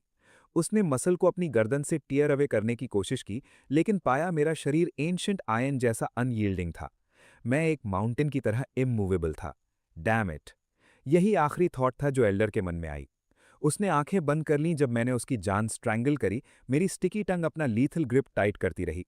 हवा में हड्डियां शैटर होने की सिकनिंग साउंड गूंजी, और मुझे पता था दूसरे को एस्केप नहीं करने दे सकता। अगर वीड्स को रूट से नहीं उखाड़ा, स्प्रिंग ब्रीज उन्हें फिर से जीवित कर देगी। अगर वो इनर कोट एल्डर दूरी बनाए रखता तो वो एक डिफिकल्ट अपोनेंट होता, लेकिन चूंकि मैंने उसे क्लोज क्वार्टर्स कॉम्बैट में ल्योर किया, ये टोटल मैसेकर था। मैंने अपनी स्ट्रेंथ्स के साथ खेला और उसकी वीकनेसेस पर स्ट्राइक किया। फिर आखिरकार मैंने कॉर्प्स छोड़ा। बॉडी पल्प में क्रश हो चुकी थी, और एक बार यकीन हो गया कि वो मर चुका है, मैंने चेज में पूरी स्ट्रेंथ लगा दी। Outer sect elder particularly strong नहीं था, उसकी कल्टीवेशन अर्ली स्टेजेस में थी। इस वर्ल्ड के टर्म्स में वो रैंक 4 था, और मैंने बॉडी को एब्सोल्यूट लिमिट तक पुश किया डिस्टेंस क्लोज करने के लिए। मेरी मैसिव फ्रेम ने एयर करंट्स को चीरते हुए जमीन पर अपने प्रे की तरफ लंच किया। मैंने एक लो गटरल रोर निकाली, तुम कहीं नहीं जाओगे। पलक झपकते मैंने उसे पकड़ लिया, बॉडी को उसके चारों तरफ कॉइल करते हुए ये इंश्योर करने के लिए कि कोई और सरप्राइजेज ना हो। मैंने अपनी मैसिव बॉडी से उसे कॉइल किया, अभी क्रश किए बिना फर्म होल्ड करते हुए। वो रिलीज के लिए विनती करने लगा, लेकिन मैंने डिमांड किया, 1000 साल की स्पिरिचुअल मेडिसिन के बारे में बताओ। मेरी स्केल्स हर तरफ से आउटर सेक्ट एल्डर के खिलाफ प्रेस कर रही थीं, जैसे मैंने होल्ड टाइट किया। मेरा सिर, जो एक कार के फ्रंट जितना बड़ा था, उसके फेस से इंचों की दूरी पर था, जब तक उसने मेरी बर्निंग ब्रेथ फील नहीं की। बताऊंगा, बस मारो मत। मुझे एल्डर बनने में इतना वक्त लगा। मैं कभी तुम्हें डेड नहीं चाहता था। एल्डर सच में टेरर में खुद को पिस कर रहा था। उसके होंठ पेल हो गए, जैसे वो हार्ट अटैक के किनारे पर था। मैंने उसे हिस किया, नॉनसेंस छोड़ो और टू द पॉइंट आओ। उस 1000 साल की स्पिरिचुअल मेडिसिन का क्या सिचुएशन है? मैंने पूछा। मेरी आंखें फेरोसिटी से बर्निंग थी। मेरी आवाज में एक ड्रैगन की लो डेफनिंग रंबल थी, जिसने उसे सोल तक हिला दिया। ये एक ट्रायल है, बांचिंग प्रवेंच के बाहर अभी अभी खुला है, क्योंकि 1000 साल की मेडिसिन उत्पन्न हुई है। 1 महीने में मेजर सेक्ट्स अपने डिसाइपल्स को रिमोट वाइल्ड्स में भेजेंगे कम्पीट करने के लिए। सेक्ट्स सेंट्रल जून को अपने यंग जीनियसेस को पॉलिश करने के लिए हंटिंग ग्राउंड की तरह यूज कर रहे हैं। आउटर सेक्ट एल्डर एक पैथेटिक बॉल में कर्ल हो गया, उसका पूरा फ्रेम अनकंट्रोलेबली शेक कर रहा था। मेरे साइज के डेमोनिक बीस्ट के फेस टू फेस होने से वो अटरली टेरिफाइड था। तुम्हारे पास मैप है? मैंने पूछा, जानते हुए कि ये रेयर अपॉर्चुनिटी खुद के लिए सीज करनी होगी। अगर 100 साल का ड्रैगन ब्लड फ्रूट पावरफुल था, तो 1000 साल की मेडिसिन की पोटेंसी ख्यालात से परे थी। एल्डर ने अपने स्टोरेज रिंग में मैप तक पहुंचने की कोशिश की, लेकिन मेरी कॉइल्स उसके लिए मूव करने के लिए बहुत टाइट थीं। मेरी रिंग में है, प्लीज पूरी रिंग दे दूंगा। मैंने जवाब नहीं दिया, बस एक गटरल रोर निकाली जिसने उसे लगभग जान से डरा दिया। बस थोड़ा लूज करो, वो विम्पर किया, और अभी हैंड ओवर कर दूंगा। मैंने कॉइल्स को बस इतना लूज किया कि वो इंसान अपने आर्म्स मूव कर सके और मैप तक पहुंच सके। एल्डर ने रिंग उंगली से निकाली और हैंड ओवर कर दी। आर्टिफैक्ट की स्पिरिचुअल लाइट डिम हुई जैसे उसने मेंटल लिंक रिलीज किया। उसने मैप निकाला। इस तरह का स्टोरेज रिंग कोई ऑर्डिनरी आइटम नहीं है, सिर्फ सेक्ट एल्डर्स और इनर डिसाइपल्स के लिए रिजर्व्ड है। स्टोरेज रिंग हैंडल करना ट्रिकी हो सकता है, मोस्टली इसलिए क्योंकि एक को रिफाइन करने की डिफिकल्टी इनक्रेडिबली हाई है। कॉस्ट स्टीप है लेकिन यूज ईजी है, क्योंकि हजारों साल की कल्टीवेशन हिस्ट्री ने प्रोसेस को परफेक्ट कर दिया है। बस ब्लड की एक ड्रॉप रिंग को नए मास्टर को रिकॉग्नाइज करने और सोल कनेक्शन एस्टैब्लिश करने के लिए काफी है। वंस बाउंड, मैं स्पेशल पॉकेट में स्टोर्ड आइटम्स को बस एक सिंगल थॉट से चेक कर सकता था। ये पर्टिकुलर रिंग एक लो लेवल मॉडल था, जिसमें बस लगभग 5 स्क्वायर मीटर्स का स्पेस था। ये मैप है, वो स्टैमर किया, और ये प्रोविंस माउंटेन्स में हमारी करंट लोकेशन है। ट्रेम्बलिंग हैंड से एल्डर ने 1 मीटर वाइड मैप अनफर्ल किया और पॉइंट किया कि ट्रायल कहाँ होगा। उसने 1000 साल की स्पिरिचुअल मेडिसिन की लोकेशन क्लियरली मार्क करी और मैं अपना मूव कैलकुलेट करने लगा। वहां पहुंचने में कितना वक्त लगेगा, और क्या मैं सिंपली अराइव होते ही मेडिसिन सीज कर सकता हूं? मैं अभी तक इस वर्ल्ड का लेआउट नहीं जानता था, इसलिए मैंने उसे हर डिटेल पर थॉरोली क्वेश्चन किया। 1 महीने का वक्त लगेगा, उसने जवाब दिया, क्योंकि तुम्हारे साइज का डिमोनिक बीस्ट भीड़ से बचने के लिए लॉन्ग वे अराउंड लेना होगा। इससे मेरे मन में एक और क्वेश्चन आया। मैं फाइनली ह्यूमन में ट्रांसफॉर्म होने में कितना और वक्त लगेगा? मैं जानना चाहता था कि वो स्टेज कब आएगी। उम्मीद थी अपॉर्चुनिटी जल्दी राइपन हो। एंशिएंट रिकॉर्ड्स के अनुसार सिर्फ 9th रैंक के ग्रेट डीमंस ही ह्यूमन फॉर्म ले सकते हैं, एल्डर ने विस्पर किया। वो रोने वाला लग रहा था मेरे cold and moving serpent face और अपैरेंट इग्नोरेंस से। टेरिफाइड। 9th rank? ये उम्मीद से ज्यादा दूर था, लेकिन अनएक्सेप्टेबल नहीं था, चूंकि मैं पहले से लेवल 4 पर था। इसका मतलब बस इवॉल्व करते रहो और सोल को स्ट्रेंथन करो उस पीक तक पहुंचने के लिए। 5 रैंक्स बाकी हैं। मैंने फाइनली वो सब समझ लिया जो जानना था। उसके ठीक बाद मुझे दाजा डायनेस्टी के शासन वाले कॉन्टिनेंट की करंट स्टेट की बेटर ग्रास्प हुई। ये जमीन कुसु कहलाती है, एक वास्ट और मैसिव टेरिटरी जहां इस एल्डर के सेक्ट की वांचिंग प्रोविंस में हाई रैंक है। उनका सेक्ट मास्टर कोर्ट रियान के पीक पर है, लेकिन स्पेसिफिक्स मैटर नहीं करते। इस आदमी को क्विक डेथ देने का वक्त था। मैंने उसके सिर और पैरों के चारों तरफ कॉइल्स टाइट करी, उसे ठंडे से नीचे देखते हुए जब वो जान की भीख मांग रहा था। उसे मौका नहीं मिला। मैंने उसे इंस्टेंटली क्रश कर दिया और उसकी बॉडी मेरे मैसिव वेट के नीचे शैटर हो गई। जब मैंने छोड़ा, वो फॉरेस्ट फ्लोर पर टूटी हड्डियों और मिट्टी के एक ढेर के अलावा कुछ नहीं था। वांचिंग प्रोविंस के बाहर एक सीक्रेट रियाल्म है और मुझे खुद देखना होगा। मुझे वो 1000 साल की स्पिरिचुअल मेडिसिन चाहिए, चाहे कुछ भी हो। मैंने आंखें नैरो करी और अपने ब्लड की एक ड्रॉप स्टोरेज रिंग पर फोर्स करी। रिंग ने इसे कंप्लीटली अब्जॉर्ब किया और मास्टरलेस होने की तुलना में कहीं ज्यादा ब्राइट लाइट के साथ फ्लैश करी। क्लियर था कि अब मैं न्यू ओनर था, इसलिए मैंने एक सेकंड बर्बाद नहीं किया और उड़ान भरी। मैं उसी रास्ते वापस उड़ा, अपना पाथ रिट्रेस करते हुए स्पिरिचुअल स्प्रिंग तक पहुंचा। अंदर लू रायन अभी की अपनी कल्टीवेशन में डीपली इमर्स्ड थी, पूरी तरह प्रोसेस में खोई हुई। मैं उसके पास आया और उसे उसकी मेडिटेटिव स्टेट से बाहर फोर्स किया, उसे तुरंत रोकते हुए।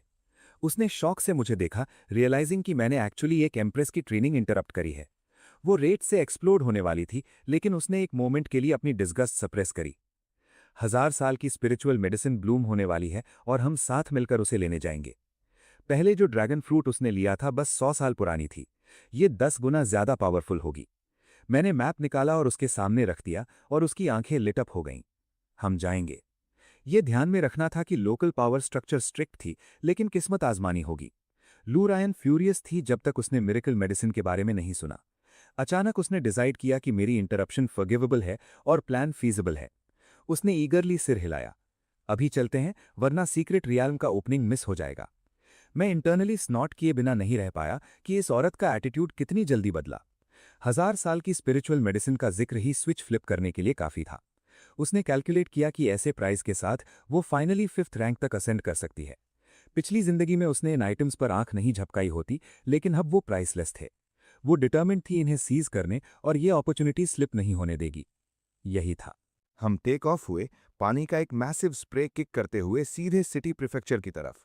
ट्रैवल करते करते वक्त उड़ता गया और पलक झपकते लगभग 1 महीना बीत गया। हम वॉन्चिंग के बाहर एक स्मॉल टाउन पर पहुंचे, जहां हर इन पूरी तरह पैक्ड था।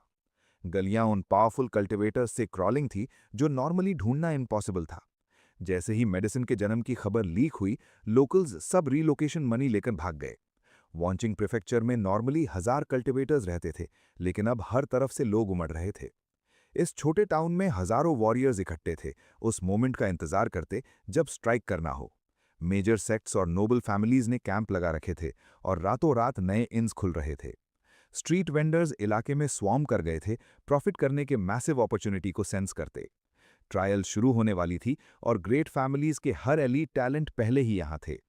जगह बजिंग थी, लेकिन मैं उस 1000 साल की स्पिरिचुअल मेडिसिन के बारे में सोचना बंद नहीं कर पा रहा था। ये वॉन्चिंग के थीफ की थी, तो न्यूज़ स्प्रेड करके आउटसाइडर्स को पीस ग्रैब करने क्यों दिया?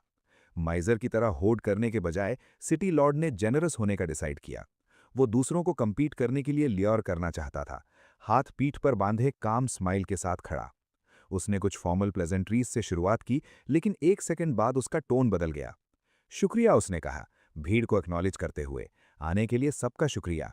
उसने अनाउंस किया कि 30 से कम का कोई भी यूथ ट्रायल में एंटर कर सकता है टॉप स्पॉट के लिए कम्पीट करने।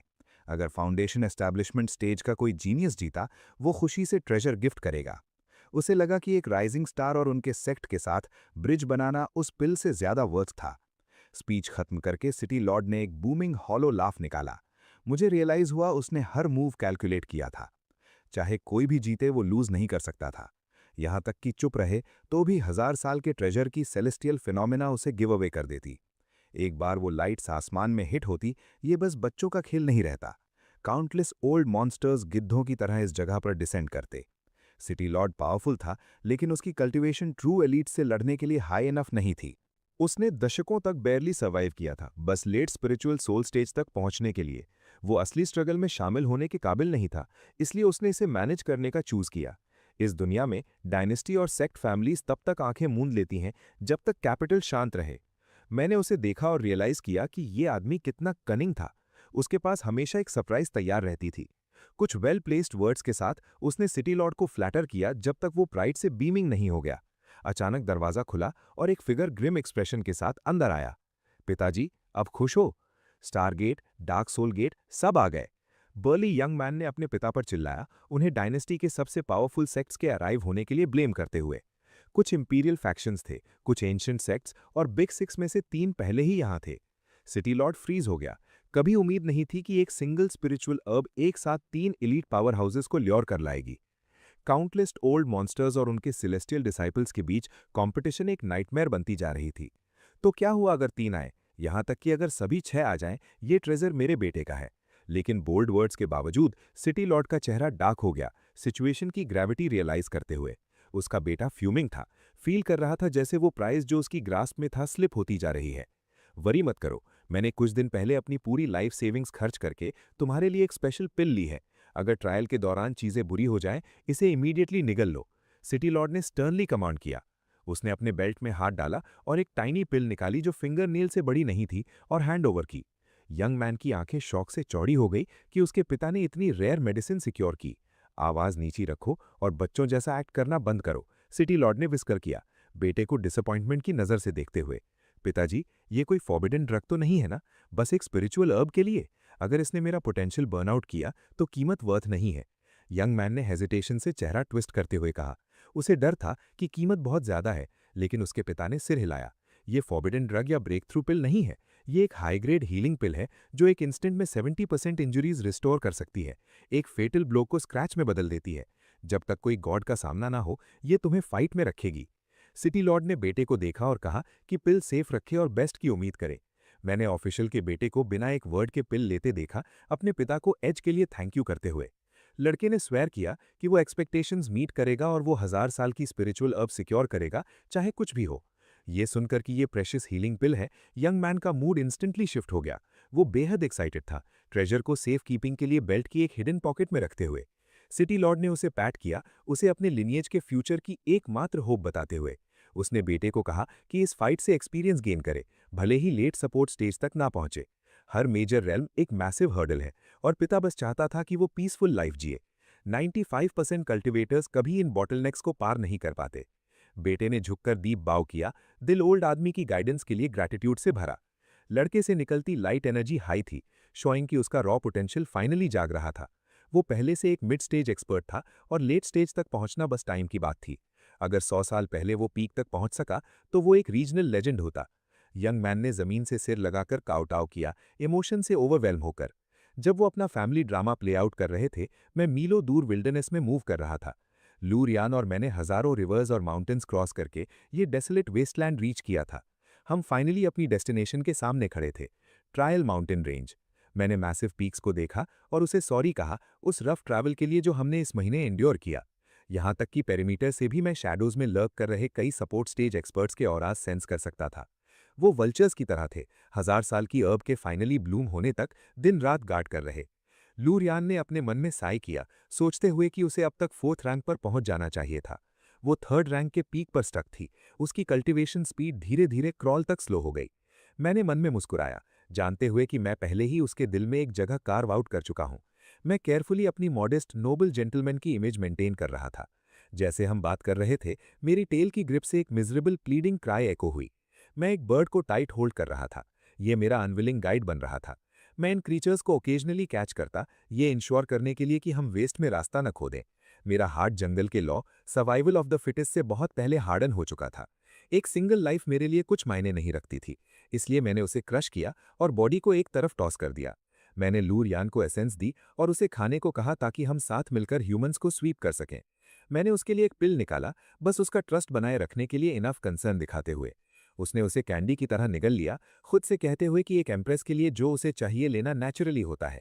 उसने खुद से प्रॉमिस किया कि एक बार पावर वापस मिलने पर उसे एक प्रॉपर बीटिंग देगी।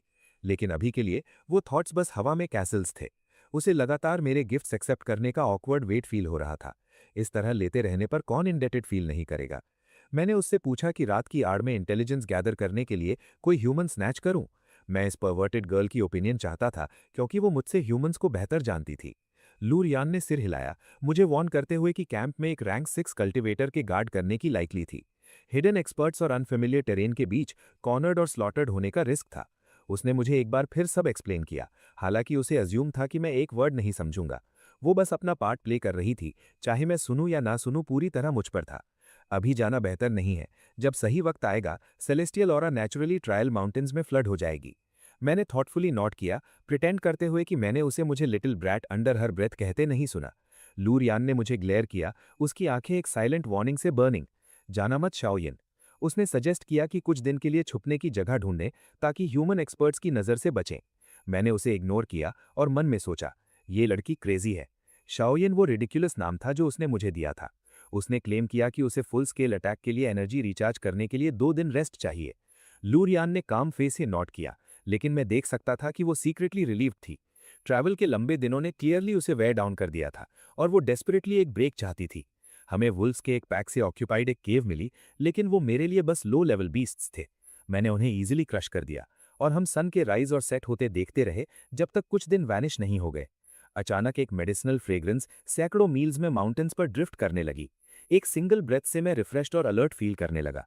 मेरा पूरा शरीर नई एनर्जी से सर्ज करने लगा। ट्रायल माउंटेन्स फाइनली ओपनिंग हो रहे थे और उस 1000 साल की स्पिरिट मेडिसिन की सेंट ओवरवेलमिंग थी। लू रियान ने मुझे देखा और साय किया, अपेरेंटली डिसाइड करते हुए कि इस बार प्राइज मुझे लेने देगी। उसने मुझसे इतना ले लिया था कि ये भी स्टील करने की फेस नहीं थी। पिछली लाइफ में ड्रैगन क्लान प्रोडिजी के रूप में उसके पास रिसोर्सेज की कभी कमी नहीं थी, लेकिन अब वो स्ट्रगल को जानती थी। मैंने उसे देखा और सोचा, तुम परवर्ट ऑनेस्टली क्यों नहीं मान लेती कि तुम्हें इसे चाहिए? मैंने लिप्स लिक किए और लेजीली उसे अपने हेड में कर्स किया, एग्जैक्टली जानते हुए कि वो क्या प्लॉट कर रही है। मैंने डिसाइड किया कि उन कंफ्यूजिंग थॉट्स को अभी एक तरफ पुश कर दूंगा, वो इंपॉर्टेंट नहीं थे। जैसे ही हम ट्रायल माउंटेन्स में एंटर करने की तैयारी कर रहे थे, हजारों ऑरा स्काई में स्ट्रीक की। वो पावरफुल और प्योर थीं और मैं बता सकता था उनमें मास्टर्स थे। मैंने टंग को फ्लिक किया सिचुएशन सेंस करने के लिए, लेकिन जो मैंने देखा उससे ऑलमोस्ट मेरा हार्ट रुक जाता। Hundreds of flying ships sky cross कर रहे थे। हर एक सेक्ट एल्डर और प्रोडिजीज की भीड़ कैरी कर रहा था। 10,000 माइल रेडियस के हर सेक्ट ने अपने बेस्ट लोग यहाँ भेजे थे। ज्यादातर बस स्पिरिट अट्रैक्शन स्टेज कल्टिवेटर्स थे, यहाँ देखने और सीखने के लिए। बस एक छोटा फ्रैक्शन एक्चुअली प्राइस के लिए काफी स्ट्रांग था। मुझे एक सडन चिल फील हुई। ह्यूमन कल्टिवेटर्स टेरिफाइंगली न्यूमरस और स्ट्रांग थे। मैंने लोगों के समंदर को देखा और सोचा, मेरी खुद की डीमन रेस के एक्सपर्ट्स कहाँ हैं? उस मोमेंट में मैं इनक्रेडिबली अलोन फील कर रहा था, पोटेंशियल एनिमीज से घिरा हुआ। काश कोई डीमन लॉर्ड अपने सबॉर्डिनेट्स के एक पैक के साथ शो अप होता तो शायद मेरे पास एक्चुअली एक चांस होता, वरना मैं इस जगह से अलाइव कैसे एस्केप करूंगा। लेकिन जैसे ही ये थॉट क्रॉस हुई, ऑपोजिट डायरेक्शन से एक ओवरवेलमिंग डेमोनिक एनर्जी सर्ज हुई। एक टाइगर की रोर जैसी आवाज स्काई में थंडर की तरह गूंज गई, डिसिपेट होने से इनकार करने वाली। ये 1000 साल की स्पिरिट मेडिसिन इन माउंटेन्स में उगती है, हमारा डेमोनिक टेरिटरी। रोर ने वीक ह्यूमन कल्टिवेटर्स को प्योर और ट्रेम्बलिंग टेरर की स्टेट में डाल दिया। लेकिन सेक्ट एल्डर्स ने फ्लिंच नहीं किया। वो कोल्ड स्टेडी आइज से अपनी ग्राउंड पर खड़े रहे। डार्क टाओइस्ट रोब्स में एक ओल्ड मैन आगे आया, उसके लॉन्ग हेयर हवा में फ्लटर कर रहे थे। एक मैसिव ब्लैक टाइगर स्काई में लीप किया, उसकी बॉडी एक माउंटेन रेंज जितनी इनॉर्मस। टाइगर की आइज मैसिव थीं, उस ओल्ड मैन को प्राइमल इंटेंसिटी से स्टेयरिंग डाउन करते हुए। मैंने स्टैंड ऑफ देखा, सडन बैकअप के लिए ग्रेटफुल। एक ही दिन में डजन्स ऑफ एक्सपर्ट्स उभरे, सबसे वीक फाउंडेशन स्टेज के पीक पर था। कुछ इनेट स्टेज कल्टिवेटर्स भी थे, हालांकि ज्यादातर ओल्ड मैन थे जो बैरली उस रैंक में स्क्रेप किए थे। उनकी स्पिरिचुअल ऑराज उनके चारों तरफ फ्लेयर कर रही थीं, स्लाइटेस्ट प्रोवोकेशन पर स्ट्राइक करने के लिए रेडी। लीडिंग एल्डर ने वॉइड में एक रिफ्ट कंडेंस किया, एक छोटी मगर टेरिफाइंग क्रैक जो डिस्ट्रक्शन की सेंट लीक कर रही थी। नॉनसेंस, एक आवाज ने जवाब दिया। मैंने कभी वॉर स्टार्ट करने की बात नहीं की। एक ब्लैक फॉक्स डीमन आगे आया, अज्यूमिंग कि उसका गोल सिंपली यंग डीमंस को टेम्पर करने देना था। उसका ऑरा एल्डर्स जितना ही क्रशिंग था, जिसने एक ह्यूमन कल्टिवेटर को फ्रस्ट्रेशन में रोर करने पर प्रॉम्प्ट किया। ह्यूमंस क्लियरली डिस्गस्टेड थे, लेकिन अपने डिसाइपल्स को कोलाटरल डैमेज का डर था। अभी भी मुझे लेक्चर कर रहे हो? डीमन ने स्नियर किया। इनफ फाइटिंग, ये कैसा रहे? दोनों साइड्स 200 माइल्स रिट्रीट करें और सिर्फ यूथ को ट्रायल जोन में एंटर करने दें। हम फेयरली कंपीट करेंगे, ह्यूमन हो या डीमन, बिना एंशिएंट पैक्ट को तोड़े या नई वॉर स्पार्क किए। तुम 30 से कम के अपने प्रोडिजीज भेजो और हम भी अपने यंग जीनियसेस को ट्रायल माउंटेन्स भेजेंगे। ब्लैक फॉक्स डायरेक्ट क्लैश से बचने के लिए डेस्परेट लग रहा था, बार बार जोर देते हुए कि मास्टर्स को पीछे रहना होगा। ये वो अग्रीमेंट था जो ह्यूमंस और डीमंस दोनों की फ्यूचर ग्रोथ डिसाइड करेगा। उनके लिए ये अलग है। डीमंस हमारी तुलना में एक्सप्लोसिव रेट से ग्रो करते हैं। डीमन के लिए 15 साल, ह्यूमन के लिए 3 साल जैसे हैं, हालांकि उनकी लाइफ स्पैन्स कम है। ब्लैक फॉक्स ने ह्यूमन एल्डर को वेवर होते देखा और जल्दी से डील सील करने के लिए मूव किया। उसने राहत की सांस ली। इस चांस की जरूरत थी कि उसके यंग डीमंस ह्यूमन प्रोडिजीज को टेस्ट करें। ह्यूमन एल्डर ने कोल्डली स्नॉट किया, आखिरकार कॉम्प्रोमाइज के बिटर टेस्ट के बावजूद गिवन करते हुए। 1 घंटे बाद हर रेस के geniuses ancient spirit sight inspect करने के लिए इकट्ठे हुए। दोनों साइड्स ने दूरी बनाए रखी, आंखें म्यूचुअल डिस्ट्रस्ट और हिडन एजेंडा से भरी। सुप्रीम एल्डर, हम इन बीस्ट्स को क्यों आने दे रहे हैं? एक यंग कल्टिवेटर ने हिस किया। ये ट्रेजर हमारा था, लेकिन अब हम आधा अपॉर्चुनिटी उन मॉन्स्टर्स को दे रहे हैं। लो लेवल मंक्स छिटक गए। मास्टर्स के बीच हाई स्टेक्स ओथ का अब उनसे कोई लेना देना नहीं था। एल्डर ने एंग्शियस यूथ को देखा और एक शार्प मॉकिंग हफ निकाली। पिछले वॉर को सेंचुरीज हो गए हैं और डीमन रेस फिर ग्रीडी हो रही है, तो क्यों ना इस 1000 साल की स्पिरिट मेडिसिन को बेट की तरह यूज करके उनकी नई जनरेशन को टेस्ट किया जाए। गोल्डन कोर स्टेज वालों के लिए ये अब यूजलेस है, ये सिर्फ फाउंडेशन स्टेज के ब्रैट्स को बेनिफिट करती है। बाकी ह्यूमंस अभी भी एनरेज्ड दिख रहे थे, उनकी उंगलियां स्वॉर्ड हेल्ट की तरफ ट्विचिंग। वो पैक्ट तोड़कर डीमंस को यहीं स्लॉटर करना चाहते थे, लेकिन डीमन वॉरियर्स ने उन्हें कोई ओपनिंग नहीं दी। बैड फैंक्स के साथ अपनी ग्राउंड पर खड़े रहे। क्या सच में ट्रायल शुरू होने से पहले अपने प्रेशियस डिसाइपल्स को डेंजर में डालना चाहते हो? डीमन लीडर के उस सिंगल क्वेश्चन ने ह्यूमन कल्टिवेटर्स को इंस्टेंटली चुप करा दिया। दोनों रेसेस की रेपुटेशन दांव पर थी और मेरे माइंड में सिस्टम नोटिफिकेशंस रुक नहीं रही थीं। सिस्टम नोटिफिकेशंस बंद नहीं हो रहीं। फ्लाइंग टाइगर एक 7th रैंक डीमन बीस्ट है। ह्यूमन लीडर एक मिड स्टेज श्योंथियान कल्टिवेटर है, बीस्ट से एक लेवल ऊपर, लेकिन अगर वो बहुत करीब आ गए, ये बताना इम्पॉसिबल होगा कि ऊपरी हाथ किसका है। प्रेशर इतना सफोकेटिंग था कि मुश्किल से सांस ले पा रहा था। लेकिन हमारी ब्लड लाइन्स के पर्सपेक्टिव से देखूं तो हम बेसिकली सेम रैंक के डीमन बीस्ट्स हैं, बस डिफरेंट रेल्म्स में। कुछ फेक नाइट सीक्रेटली एक्ट करते हुए और कुछ इडियट सिंपल ब्रेन्स और अगली लैम्प्स के साथ। दोनों साइड्स में से कोई अच्छा नहीं है।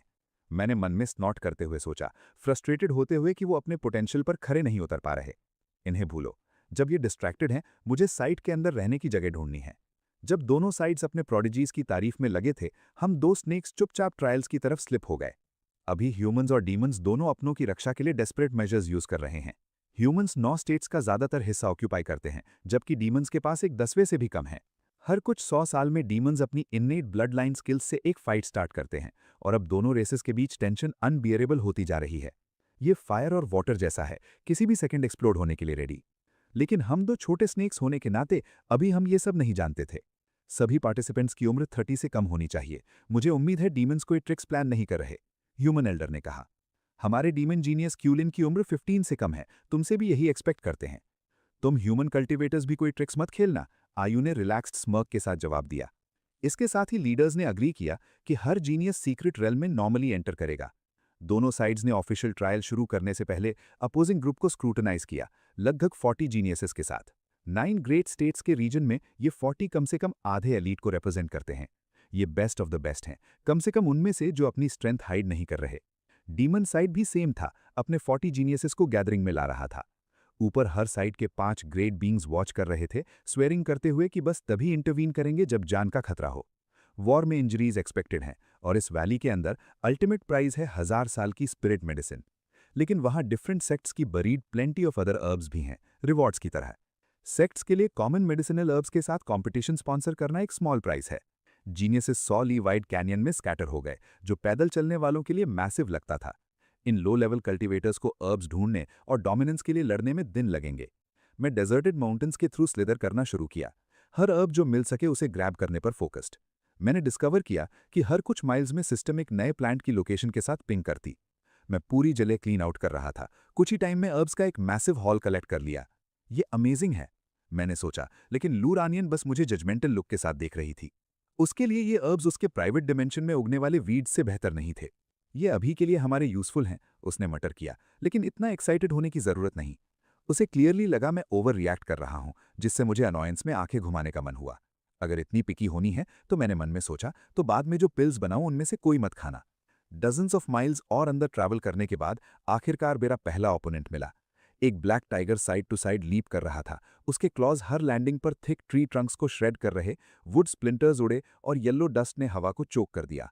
जैसे ही मैसिव बीस्ट मेरी तरफ लंज्ड हुआ, टाइगर एक पेड़ जितना लंबा था और हालांकि वो मेरे जॉ फॉर्म जितना बड़ा नहीं था, वो एक्सेप्शनली अजाइल था। मैंने उसके बॉडी से पीक रैंक 3 बीस्ट का ऑरा रेडिएट होते सेंस किया। महर 3 रैंक? मुझे मुश्किल से इतनी ईजी फाइट की परवाह करने का मन हुआ। लू रानियन ने उसके करीब आने का इंतजार नहीं किया, वो फर्स्ट स्ट्राइक करने के लिए आगे सर्ज हुई। मैं उसके लीड के साथ फॉलो किया, अपने बॉडी के अंदर डेमोनिक एनर्जी को अनफर्ल होने देते हुए।